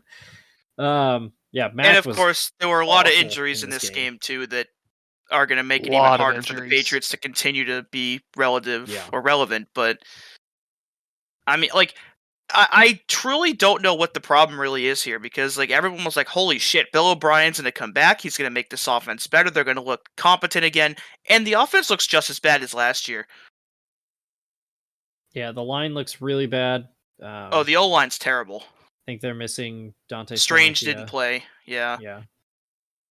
Demario Douglas as a rookie, though, he's pretty much been the only bright spot the first couple weeks. He looks like a pretty solid receiver, but you take that out, there is nothing positive at all to take from this game. Nothing. It was just a complete fucking ass whooping that you cannot watch any film and say, "You did this good, this guy did this good." No, everybody sucked. You scored Fucking as much everybody sucked. He scored as much as the Deshaun Watson led Browns. No, That the doesn't count for Dorian something. Thompson-Robinson led Oh Browns. fuck, that's right. I'm thinking the Joe Burrow led Bengals. Yeah. Oh my god. Oh my I God. gotta be honest though too, like straight up, I am really starting to wonder now if the game is starting to pass by Bill Belichick. Mm-hmm. Yeah, I mean, I kind of had. he's now in the- his 70s. This is his 24th year as the head coach of the Patriots. Like, I'm really starting to wonder if maybe what this team needs, as insane as this is going to sound, is a head coaching change. Yeah. Yeah, I kind of get the same impression as like Tom Landry late in his tenure with Yes. the Cowboys, where it was Or like Late Chuck absolute, Noll. absolute. And those brilliant, Cowboys teams with Landry are bad at the Yeah. end. brilliant football mind, but sometimes the game passes you up, and it's starting Yeah. to look like. And I that. think that's where Belichick is now. As much as it pains me to say it, I think it might be time to hang up the sweatshirt. Maybe he Hang can up the finally hoodie. start dressing like a normal person again. No, I hope whenever his Hall of Fame ceremony is, he wears a sweatshirt on the stage. I hope He's to gonna fuck get he his does. gold jacket, and it's gonna be sleeveless. It's gonna have Yes! fucking Yes! holes in it and everything. But until that Hall of Fame ceremony happens, Jesus fucking Christ, what are we doing right now? Could be worse. It was a great rebound for the Cowboys after losing to the Cardinals last week. Looked about Yeah. as good as they've looked all year. But like for the Patriots, where do you go from here? Like, what do you do? Well, they're playing the Saints next week, and the Raiders. So that's two easy ones Twice? dished up for you. They're playing two teams Is at it once? is it though? Is I mean- it two easy wins because they lost to both of those teams last year? True. Oh yeah, But- they did lose to the Raiders last year, huh? It Yeah, doesn't get easier. That's all I need to because say about that. after those two teams, they play the Bills and Dolphins in back-to-back weeks. Oh. So Well, I mean, they you played better the beat the Dolphins Saints close. and Raiders. I will say I think the Dolphins are frauds, but the Bills game is going to be ugly. I mean, Yeah. they at least played the Dolphins close the first time, so you never know. Oh The no! division games are always weird.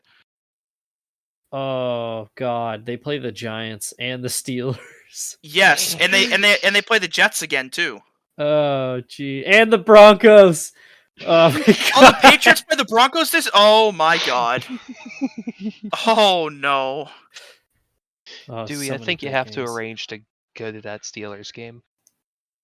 I could was be thinking about it. absolute I was really generational thinking ass that about we it. could witness. Oh man. That'd It's be pretty good. see, here's the thing, right? Like, obviously, there have been 6 Super Bowls in the last quarter of a century, but this still sucks. Like, even with the amount of recent success there's been, it's very hard to complain about anything that happens, but this genuinely sucks to watch. This just isn't good football. No. And obviously, very, very few people are going to feel bad, and I'm not expecting anybody to feel bad, because a lot of people still fucking hate the Patriots, and I don't necessarily blame them for that, but it just still sucks to watch them play. I'm perfectly okay with them never winning another game again. But Well, I know you are. yeah, fuck you, motherfucker. Eat my ass. Fuck you. Fuck you. But no, like, it's, again, hard to complain about what the last 20 years have been, but I think this was bound to happen at some point, and I just kind of hope it doesn't get much worse than this, but it probably will. It will get worse. I think the Patriots have to do the same thing the Steelers are doing, where they're just going to have to let the floor fall out for a good pick, because finishing 8-9 last year and barely missing the playoffs, yeah, they got a good player out of it, but you can't bank on that every year. Yep. Yeah, I think they need to start over at quarterback too. As much as I hate it, I don't think it's going to work. I don't think... Start Zappy. Don't worry, be Zappy. Yep, time for the Patriots to go winless the rest of the year, and they get Caleb Williams. Oh no. Could you imagine being a Bears fan getting out tanked by the fucking Patriots? I would just kill myself. Oh wait, hang on. I gotta find the Brett Coleman tweet about Caleb Williams. Hang on. Actually, I will say one thing about the Bears, though, that they might not necessarily have to tank that bad, because as long as the Panthers continue to play this bad, they're going to get 2 top 5 picks anyway. That's true, and they're going to waste them both. The Bears have a very realistic chance to pick 1st and 2nd next year. Which is absolutely fucking insane. If you're in that situation, do you take 2 quarterbacks and use one as trade bait? Oh my god. Because you can get a fuck ton of picks for him if you think about it. I can only imagine like Caleb Williams doing what Eli Manning did in 2004 and just flat out refusing to play for the Bears like he did with the Chargers. Having to trade him for another quarterback that's picked. No, he's going to go back to school. He's just going to keep going back to school while the Bears still have a chance to get him. He's going to have a fucking doctorate. Yeah, he's going to be getting his doctorate in 2032, and the Bears are still going to be picking first overall. Yeah, the first one, which I should also mention, Brett Coleman, lifelong Bears fan as well. If you don't watch his stuff, It's great. But if somebody's saying between their own pick and the Panthers pick, the Bears have a 38% chance to earn the number 1 overall pick in next year's draft per FPI. And then he just said Caleb Williams, and it was just a guy longingly looking out at the ocean. And then he responded to it and said, the year is 2027. Caleb Williams is still playing for USC after finishing 2 master's degrees. The Bears have started 0-10 for the 5th consecutive season. He decides to go for a doctorate.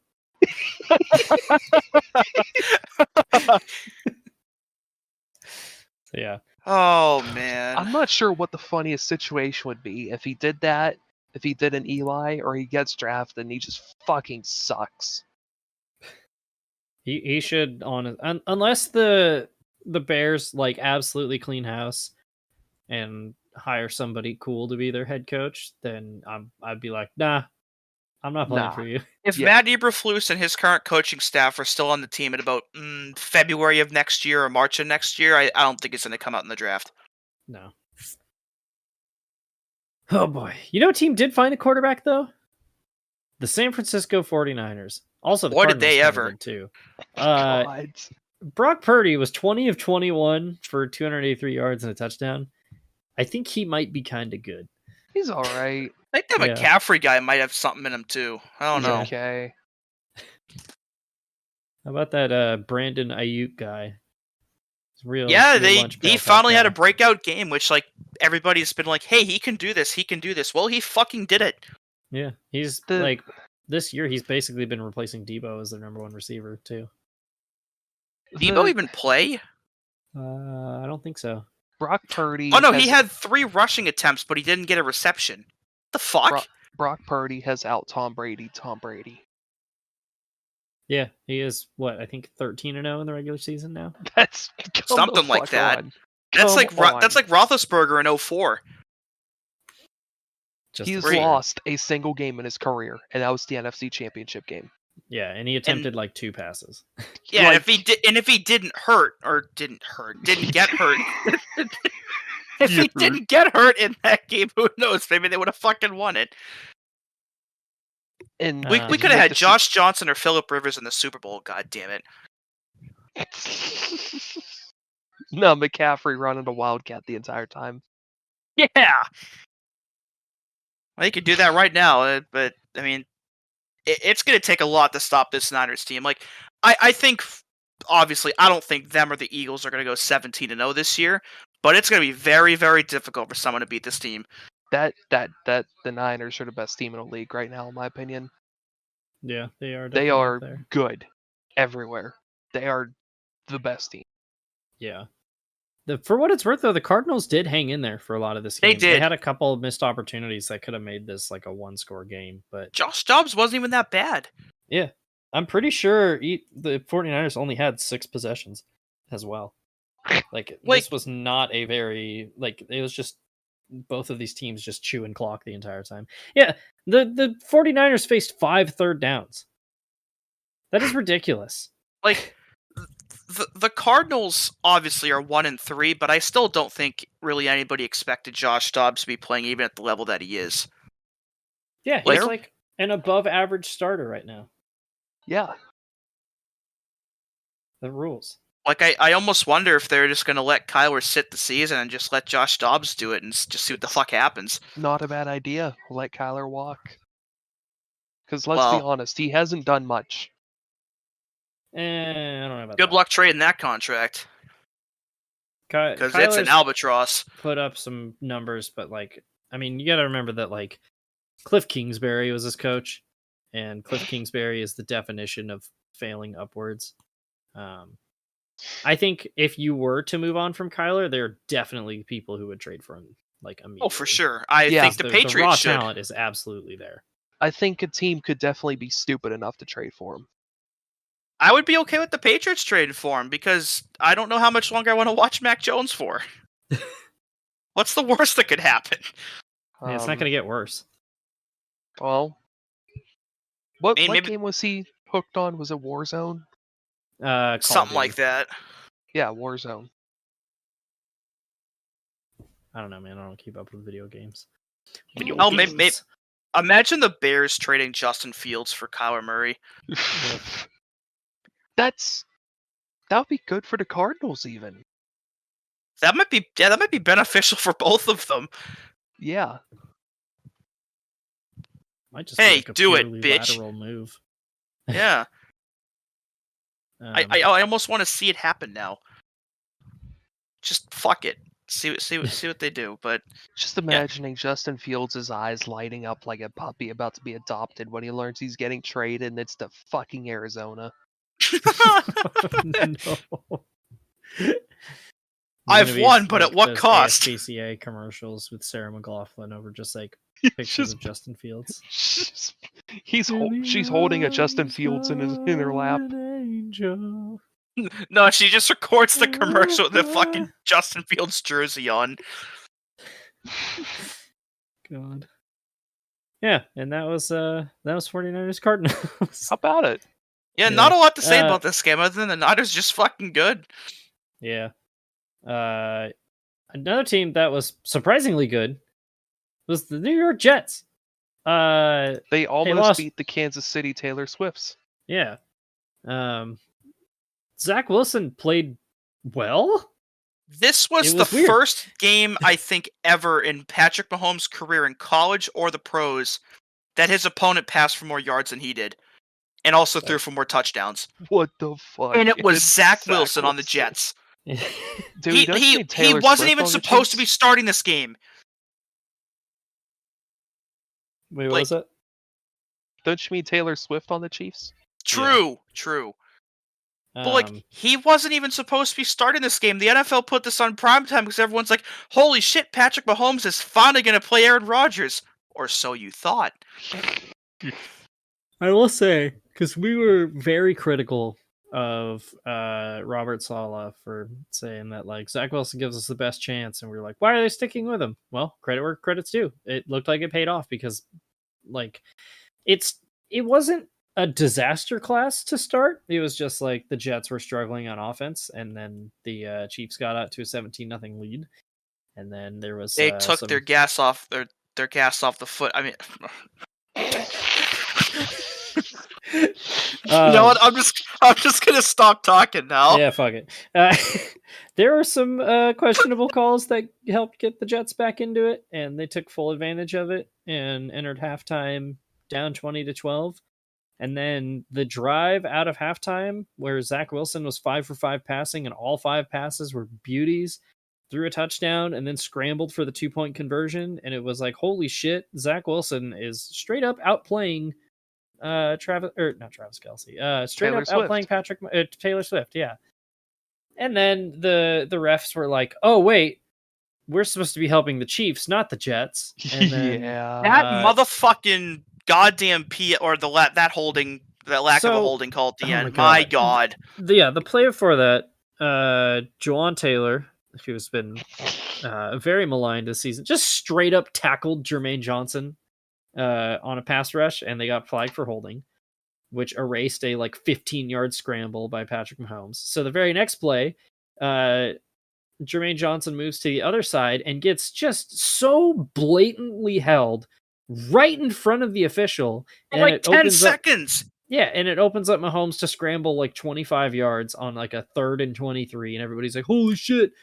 I'm not the kind of person to complain about people sucking off Patrick Mahomes, because the kind of shit that he does is incredible. But the fact that Collinsworth and Tirico didn't even fucking mention it was ridiculous. It was that right really in the middle of the goddamn goddamn screen. And then on the very next play, Sauce Gardner gets called for holding, which I kind of disagree. It was if a weak call. It's an extremely weak call. But the thing that makes it extremely sketchy is the official waited until the pass was picked off before throwing the flag for holding, as if he saw it and was like, that's kind of sketchy. I don't know. And then he saw the interception. And he's like, oh shit, I guess I better call that then. It's God, it pissed me off so much because it just gave the game right to the Chiefs. I wanted to see what Zach Wilson could have done. I genuinely, and I maybe it might be hard to believe that sometimes, but I seriously don't like complaining about the refs. I don't. Same. However, when they directly influence a game like this and other games this year and in years past, it's hard not to mention it. Yeah. And every team gets shitty calls for and against them. It's frustrating when it happens in a really big spot on things that it's like, really? Tell me about it. That's what you want to call? Tell me about it. The best solution I can think of for this is they've got to come up with a way where every penalty flag that's thrown becomes reviewable. Obviously, it's going to lengthen games, but I would rather sit there for an extra 10 or 15 minutes and wait for them to get the call right than get it wrong out of instinct and have no way to fix it. Yeah. Because now, for example, what the MLB does, right? You can review any call at any base, which you never used to be able to do, and there's been plenty of them that have overturned the right way. There's no reason why you can't do that with a penalty in the NFL. With all the different cameras from all the different directions, you can sit there and accurately say, yeah, I probably shouldn't have thrown that for PI, and say, yeah, we fucked up, that should have been PI, keep playing. Yeah. I'd rather the game be 20 minutes longer if they do that. They kind of do that because they don't have the full sky judge system, but they have the person up above who can, chime in and be like, hey, this was that, or if they have a question. But I've listened to Mike Pereira talk about it, and he's mentioned that they typically only use the eye in the sky for things that it's like, is it A or is it B? Not on judgment calls. So they won't use it to review, was that pass interference? Was that, roughing the passer? Which I think they should, though. Yeah. And the explanation he gave is he's like, at that point, you're not bringing in somebody to judge, did they get the call right? You're bringing in somebody who has their own opinion on how it should be called. And I was like, okay, I guess I see where that's coming. But at the same time, you need to do fucking something. And it's that bullshit way of thinking of well, we don't know how to fix it, so whatever. It's like, well, no, they fucking come up with a way to fix it. And I think the way that they should do it is the way that coaches can challenge first downs or stuff right now you can throw a challenge flag if you want a penalty reviewed, and if you get it right, you keep the flag in your timeout, and if you get it wrong and the penalty's upheld, well, you lose your timeout like you do any normal challenge. I don't see any way. I don't see why they can't do that. And obviously, you can sit there and say, well, the Jets had plenty of other opportunities to get themselves in a place to win, and they did. They definitely did. But that doesn't. But I don't like when people use that as an excuse for a terrible call. Yeah, both can be true. I think the other problem too with it was like what we saw when they had the one season of you could challenge pass interference. Is you're not at that point you're not challenging a ruling, you're challenging somebody's view on something.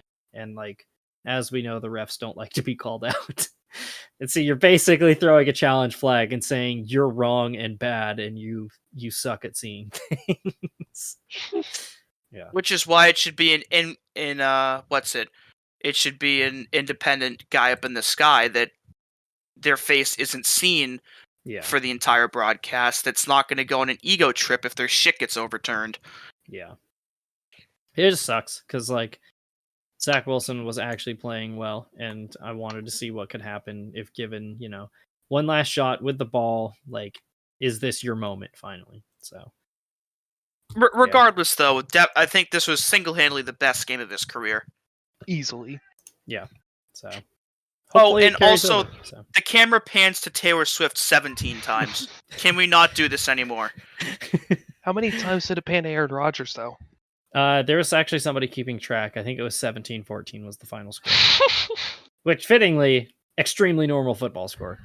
Yeah, and more than the Patriots, Bengals, Browns all scored this week. I got outscored by Taylor Swift. Yeah, yeah.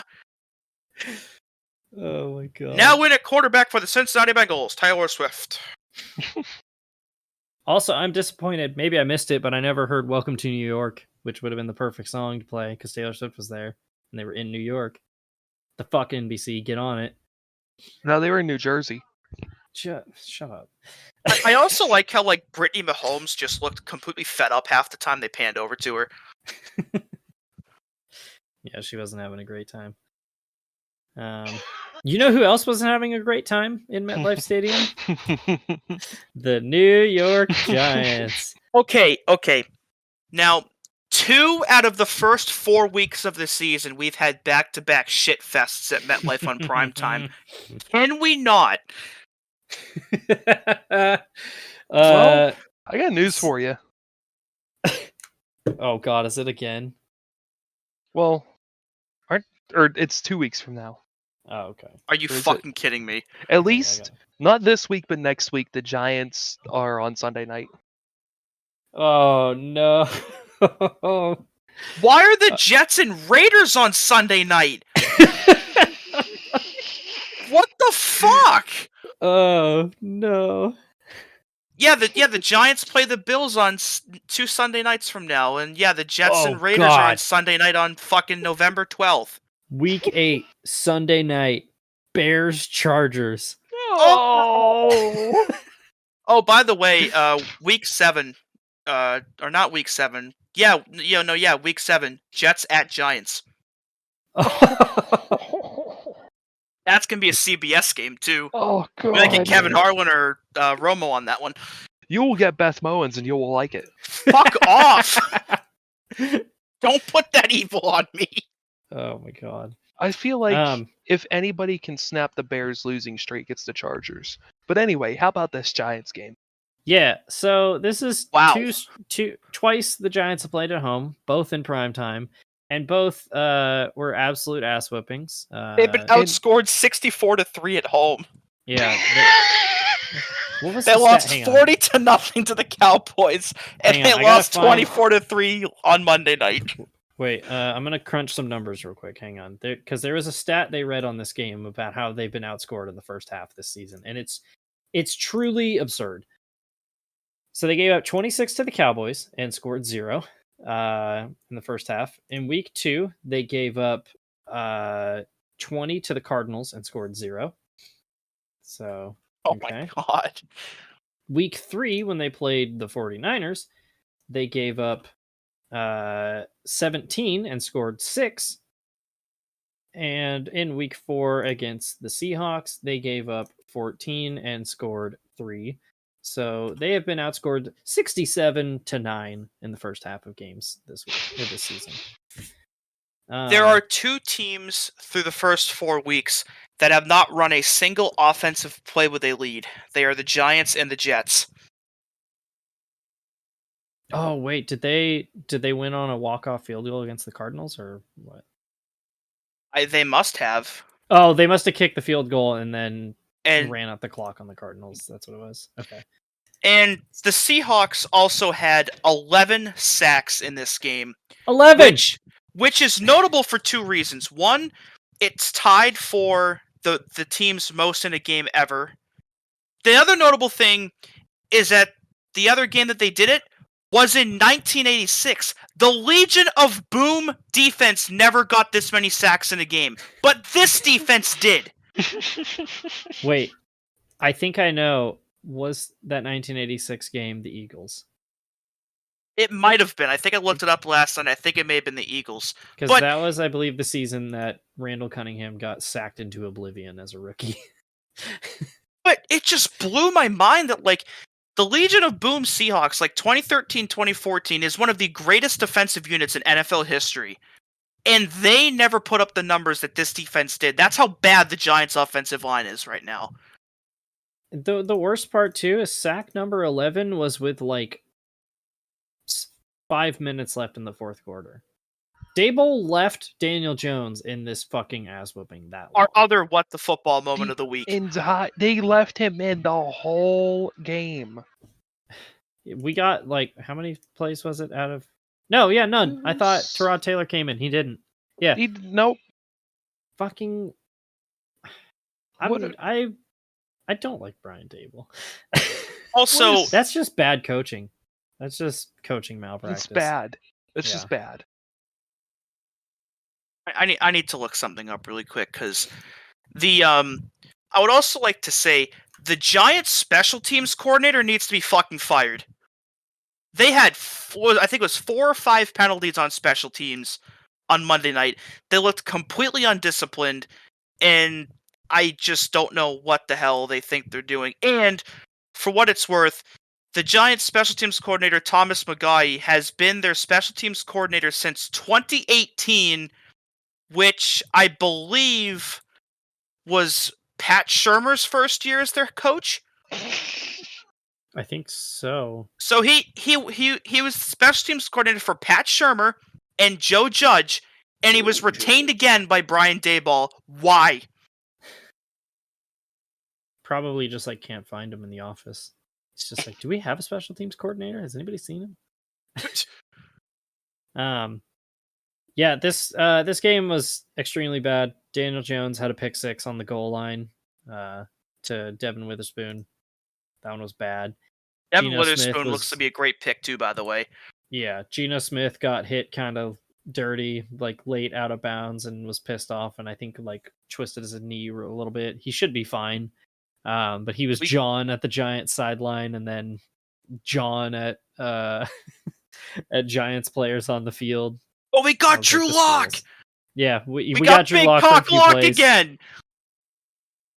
Horsecock Lock. And he was like an inch away from throwing a touchdown to Noah Fant. Yeah. Which, that's the other thing about this Giants team. They are horrendous at tackling. How did they let Noah Fant run that long before he finally got pushed out? Or actually, no, he wasn't even pushed out. He just got tackled like an inch short of the end zone. How are they this undisciplined at fucking everything? Dude, I don't know. It's awful. I'm getting Matt Nagy vibes from Daboll and this team. Yeah. Win Coach of the Year with a team that overperformed. And, you know, they're like, oh, our quarterback's the guy. And now they are fucking floundering. So, and it almost seems like an act of anarchy that he's like, oh yeah, you want to pay Daniel Jones $100 and whatever $1 million? Okay, why did they do that? Play this entire game. There's a moment. Yeah, there was a moment I extremely didn't like, which it was after the pick 6 where Daboll was just like yelling at him and then just like fucking slung the tablet onto the bench right next to him and walked away like shaking his head. I'm like, man, great leadership there. Yep. Yeah. Way to be there for your guy, Dable. God. So, yeah. Yikes. They are a fucking mess right now. Yeah. I did not expect the Patriots and Giants to have the same record after 4 weeks, but yet here we are. Yeah. There's been pretty a bad. lot of underperforming teams this year. And the Giants might be the most underperforming of them all. Oh, for sure. Yeah. So, and that was week 4. One of the weeks of all time. Yeah. Let's kick it over to the dues. Yeah, so existence is pain. So another round of unfortunate injuries. Hang on, that reminds me. Have you seen Eric Andre bit where Rory Scovel's the guest chef and he just kind of has like a breakdown? Yes. That's what it reminded me of. Can we have T-Pain singing the national anthem as Dewey does to Dew's desk? What about T11? So, Tre'Davious White, unfortunately, has suffered his second season-ending injury in the past 3 years. He tore his Achilles against the Dolphins, and we'll see him again in 2024. Man. That sucks. Yeah. Matthew Judon tore his biceps against the Cowboys. He's not going to play for a while. They haven't ruled him out for the season yet, but not looking good. Christian Gonzalez, the Patriots' first-round pick, was just the defensive rookie of the month. Guess what? He's out for the year, too, because he tore his fucking labrum after dislocating his shoulder. Ow. Yay! Judon has been the star of that defense, too, since he got there. The glue Yeah. that's held that unit together. So now that he's gone, they are fucked. Yep.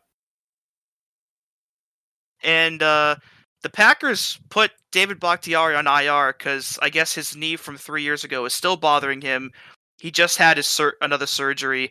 And apparently Matt LaFleur won't even say if he's ever going to play again, let alone this season. It's over. Which, that sucks too. Yeah.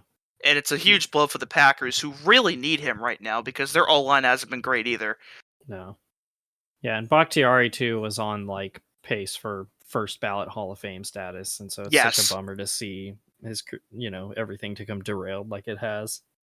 Another guy in that same situation is Jamal Adams, who returned on Monday after not playing in over a year, and like 8 or 9 snaps in, got a concussion, and left the game, and might not play Sunday. He was, he was also obviously concussed, and he Yes. was, Yeah, like, he got a trying to fight concussion. the medical team that was preventing him from going back on the field. So, he'll be back, but yeah, just a bummer. Well, I read that he had apparently contemplated retirement last year after he got another injury, and I can't necessarily blame him with how many times he's gotten fucking hurt. Yeah. Where, like, I think out of, like, the 53 possible games he could have played in since he became a Seahawk, he's only played in 25.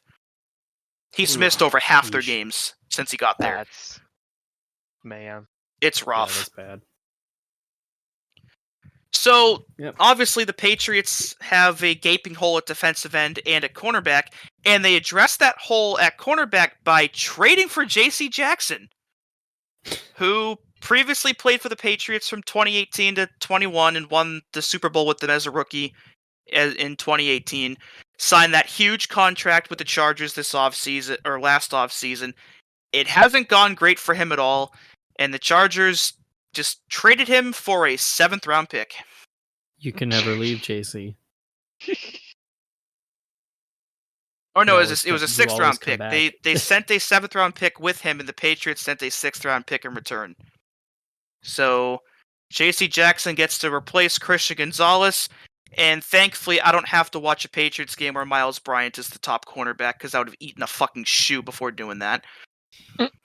The Broncos released Randy Gregory, who they gave a $70 million deal to last offseason.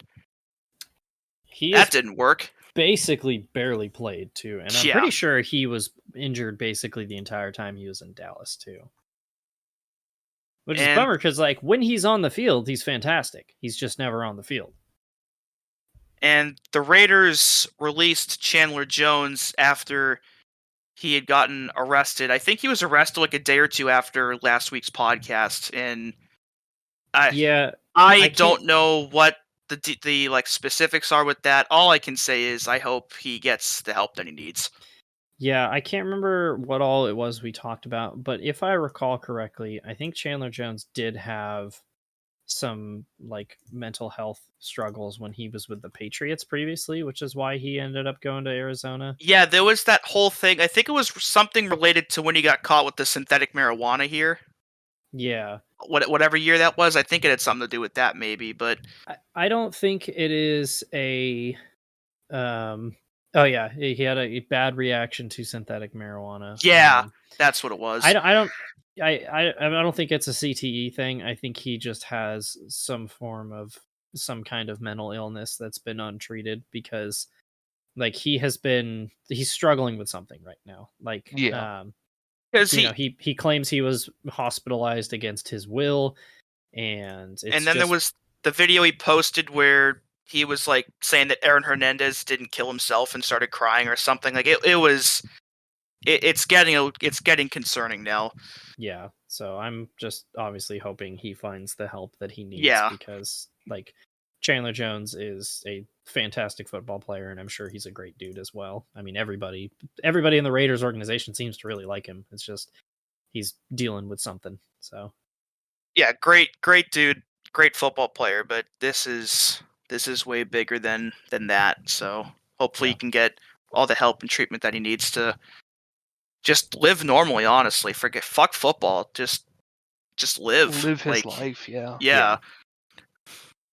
So The Bears shored up their defensive back unit. They signed Duron Harmon, who won 3 Super Bowls with the Patriots. So see what he can do 3 there, I Super guess. Bowls, says it so casually. Yeah.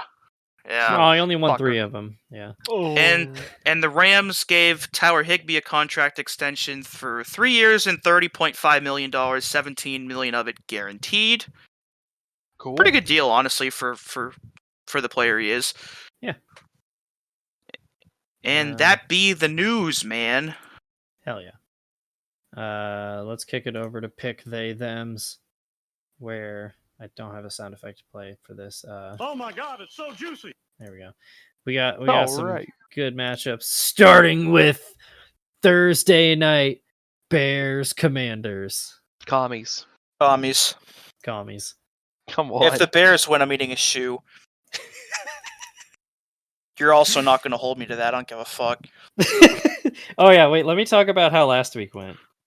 So we had our triple lock off. Steven won the lock with the Broncos win. I won Pick'ems at 12-5. Steven finished second at 8-9, and Dewey, you went 6-11. I started like 1-10. It was brutal out here. Yeah, there's it wasn't until the late window of Chargers, Niners, Patriots, Chiefs, Seahawks, you won 4 out of 5. Before then, it was 1 out of 10. Or no, sorry, 2 out of 10. Yeah. Yeah, that just sucked. that was not bad. Good. Anyway. So, yeah. And then we'll kick off another game in London. It's the Josh Allen Bowl. Jaguars, Bills. This is an interesting one. I'm going to take the Bills, but I'm just remembering the Urban Meyer game that ended up 9-6. Where Josh Allen the same thing just popped up in my head too. Sacked Josh Allen and forced a fumble on Josh Allen. It's London. Anything can happen. Give me the Jaguars. Oh, God. I'm going to pick the Bills. However, London is basically like the adopted home of the Jags, and I'm sure there will be more Jaguars fans. Not that means anything, but... You're putting them in the wrong spot. Am I? Oh, I just realized, I was marking down Dewey for Jack. Yeah. Wow, asshole. Whoops. Okay. But yeah, no, I think the Bills will win, but yeah, London can get pretty unpredictable. Next up, Saints Patriots in New England. I want to cry. This is the Saints are 2-2.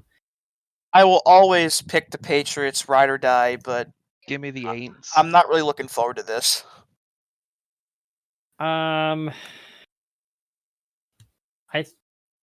Derek Carr looked bad last week. But it's the Patriots. Yeah, I think it's going to be a bounce back game for one of these two teams. So I'm going to take the Saints. Yeah. That's tough. Oh, baby. It's the first place team versus the last place team in the AFC South. Ignore the fact that they have the same record. It's Titans Colts. Oh God, I don't even know Oh where to God. this. Why do you make us pick AFC South games? I almost want to just pick a tie for every single AFC South matchup now. There's going to be I about really want 24 to. people watching this game. I'm Like- actually kind of excited for this game. Which version of the Titans are we going to get? Are we going to get the version that just beat the Bengals and the Browns, or are we going to get the ones that just did shit against shit? They are the pendulum I'm team. picking the Titans, but very carefully and very cautiously. What is my record picking the Titans this week or this season? Let's see. Titans. I have picked them 3 times. I'm 1-2. I'm 1-3 picking them. So I've gotten one Titans game right. 0-4 for picking the Titans games. I have not gotten a game right for them at all this year. 1-0 with the Titans. They and can 1-1 fuck with the off. Colts. I feel. I guess I will take. I'm gonna take the Titans. I think. Yeah. Give me the Colts. Give me the AR-15. And honestly, he's I can't. playing. Actually, I think Jonathan Taylor might play this week, or maybe it's next week, but it seems like he's pretty close to coming back now. Hopefully. Either That's a big difference AR-15 maker. or Minshew. Can't go wrong with either one. Yeah. Ravens at Steelers. I feel like the Ravens are going to win this game, but knowing how Steelers-Ravens games usually are, I'm going to say the Steelers. This could end 6-3, and I think it'll be totally realistic. I am going to pick the Ravens, but like, even without Kenny Pickett, I don't know if he's going to play this week or not. He but said he's. even if Trubisky plays, this is still the kind of game that the Steelers would just fuck around and win, despite looking like complete dog ass the last 3 weeks. Kenny Yeah, I Pickett could said he 100% aims see it. to be back. He aims to play this week. But the Ravens are a better team, so I'm going to pick them just out of principle for this game. Fuck you. Well, Eat a Well, as brick. Fuck we know, you. Kenny Pickett's aim has been very good this year, so that's why I'll be taking the Ravens. Okay. Panthers, Lions. Locking the Lions. Oh, baby. I am picking the loins. I wonder what the last time we had a Lions lock was. I'm taking the Lions as well. Have we had a Lions lock this year? I Nope. feel like we have. No Lions locks. Oh, baby. I'm here Have for it. now. Texans, Falcons.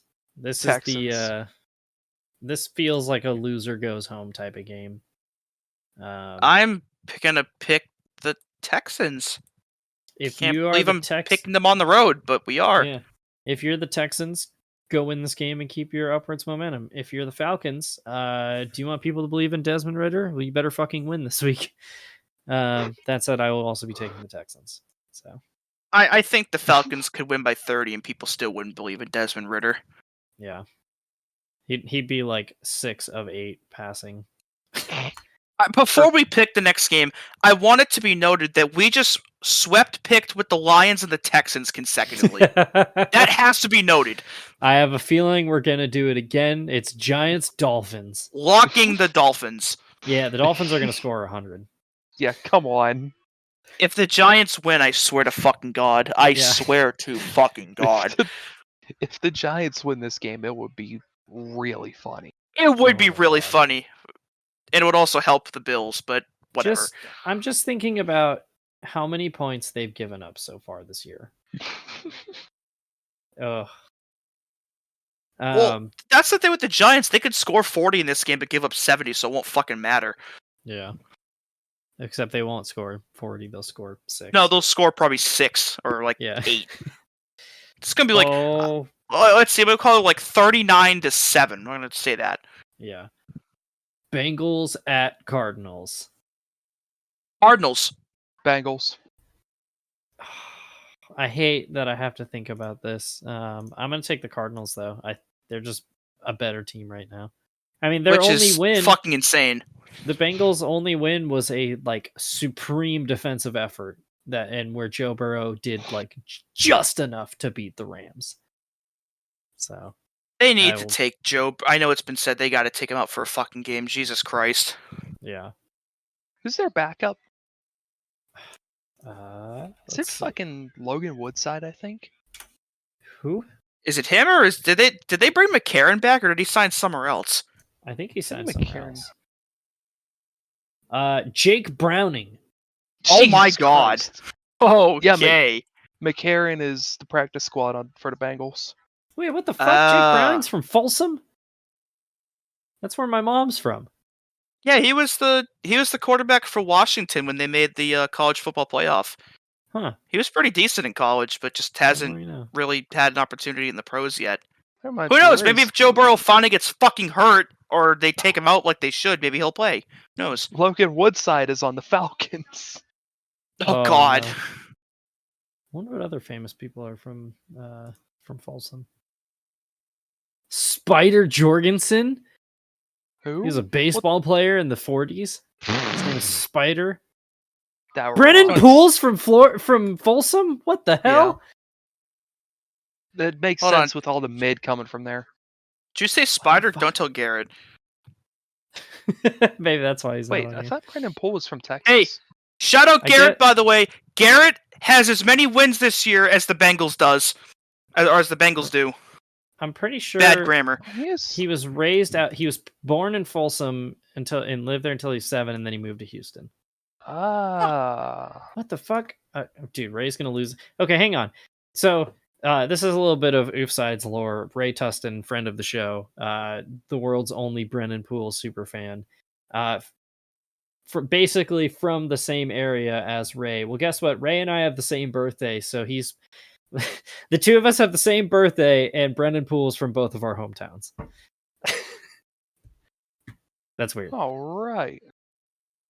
Anyway. Yeah, shout out Ray, shout out Garrett. I'm locking Brennan Poole this week, by the way. Huh? Yeah! Eagles, Rams. Rams. Dewey, what were you going to say? Nothing. Eagles. Feels like a Rams game to win, though. Gotta be honest. I want to take the Rams really bad. But I think the Eagles are just too good right now. Oh, this next game. I'm taking the Rams. Oh, baby. Nathaniel Hackett revenge game. Nat Hackett Bowl. Jets at Broncos. I want to take the Broncos. Tie. I'm picking the tie. We're doing it again. I really want to pick the Broncos, but I don't think it's going to happen. Do it. Pick the Broncos. I hope they brawl in this game. I really do. Is that so you can pick the Jets? Yeah. Should we change our locks and do a lock-off again? I don't know if you should move off that Dolphins-Giants lock. That's fair. I don't want to lock a tie 2 weeks in a row. That's not going to work again. But what if it does?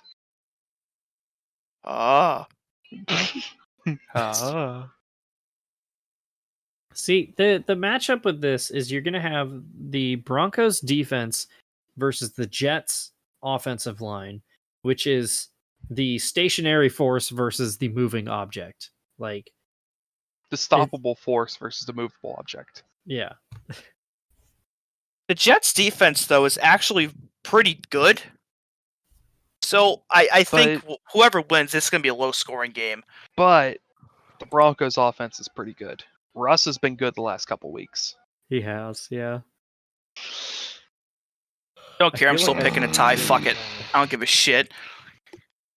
Give me the Broncos. The Broncos. All right. I feel like I should go with the Jets then. Yeah. Chaos. Yes. Chiefs, Vikings. Chiefs. Yeah. Get fucking real. Yeah, I will be taking the Chiefs as well. I want to pick Vikings, but I can't fucking do it. You know, I'm gonna lock the commies. All right. Yeah. The Commander. Go Manders. Oh baby, Sunday night. This is two Titans. This is gonna be a hell of a game. Surely it can't happen for a third straight time, right, guys?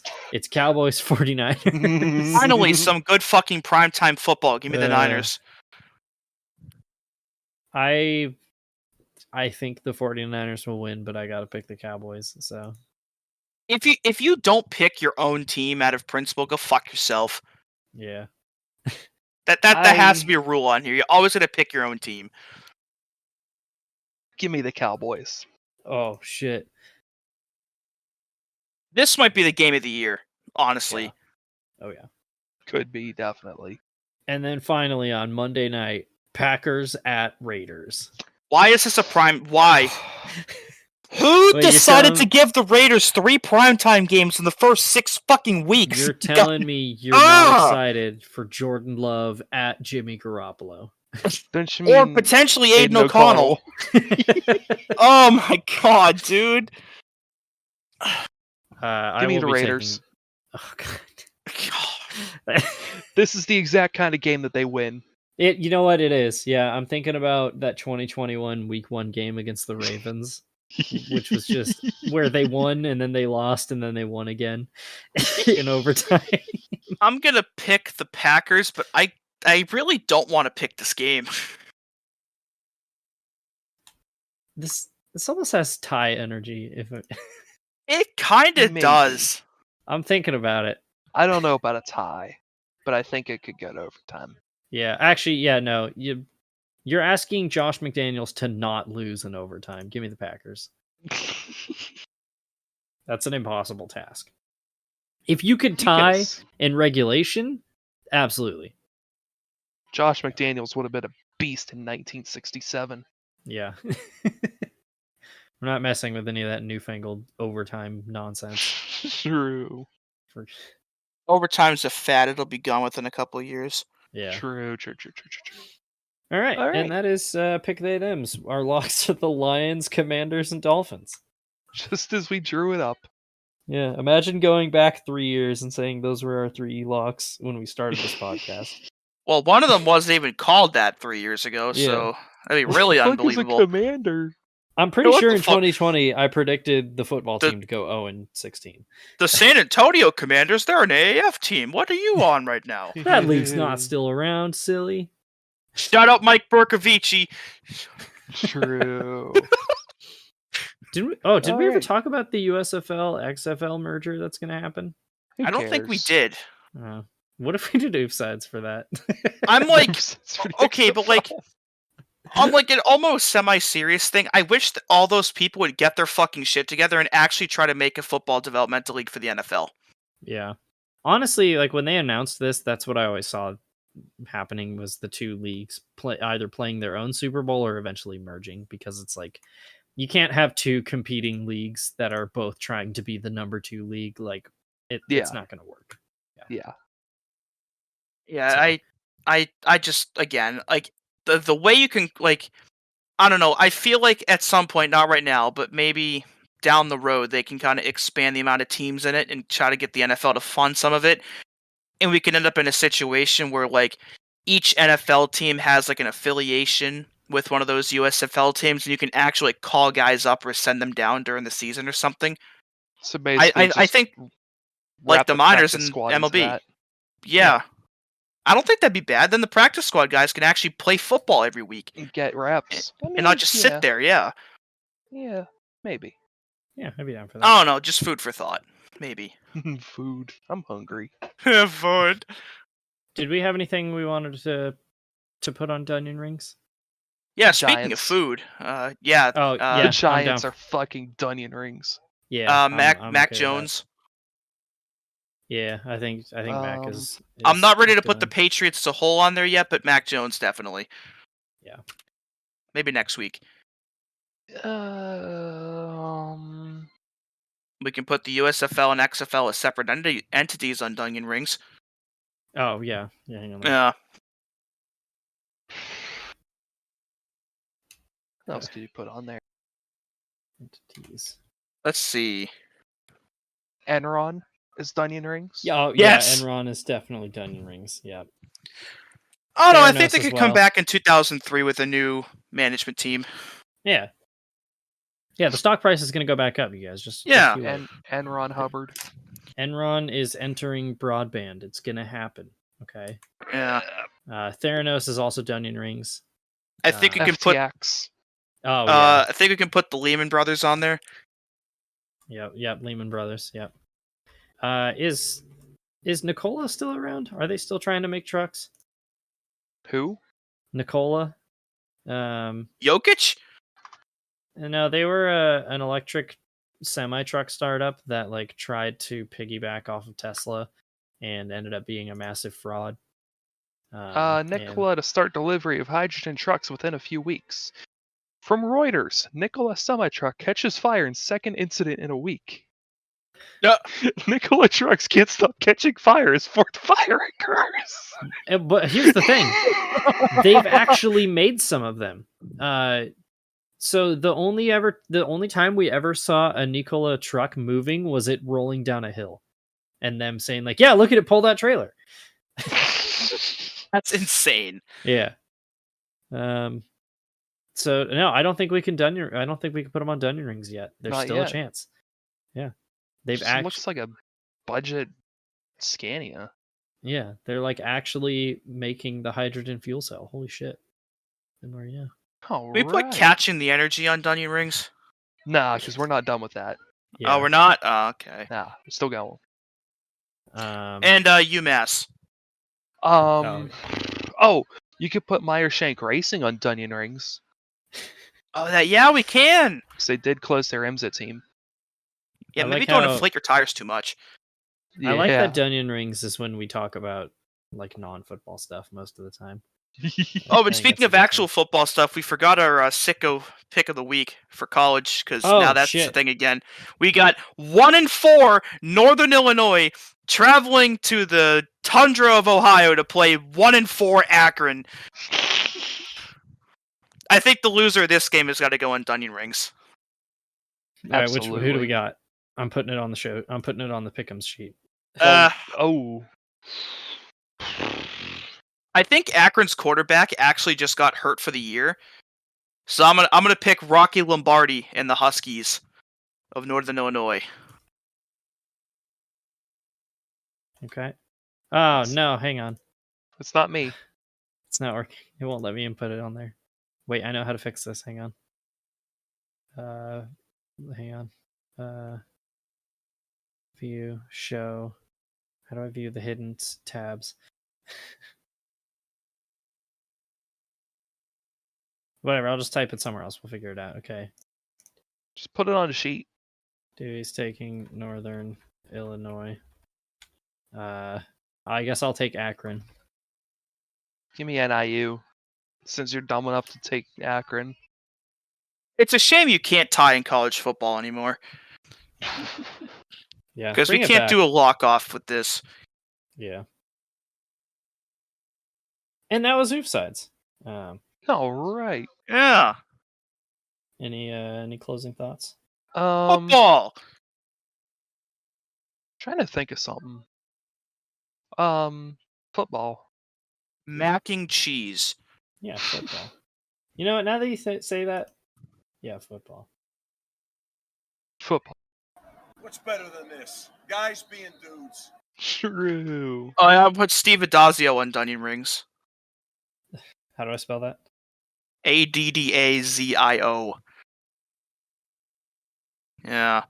Can we put the McRib on Dunyan Rings? Oh, yeah. Well, no, That's fair. apparently they're bringing it back again. Maybe when it damn leaves. it. Oh yeah, dude, the beefy crunch burritos on Dunyan Rings again because they got rid of it again. God damn it, Fucking Taco Bell. you assholes! I think they Yeah. killed off Mountain Dew Pitch Black again. It'll come back again in a year. Don't worry. All right, Mountain Dew Pitch Black on Dunyan Rings as well. All right, I think that's good. So now I'm hungry. Okay. And on that note, we'll see you next time. Why? All right. Football. Whoop. Now what?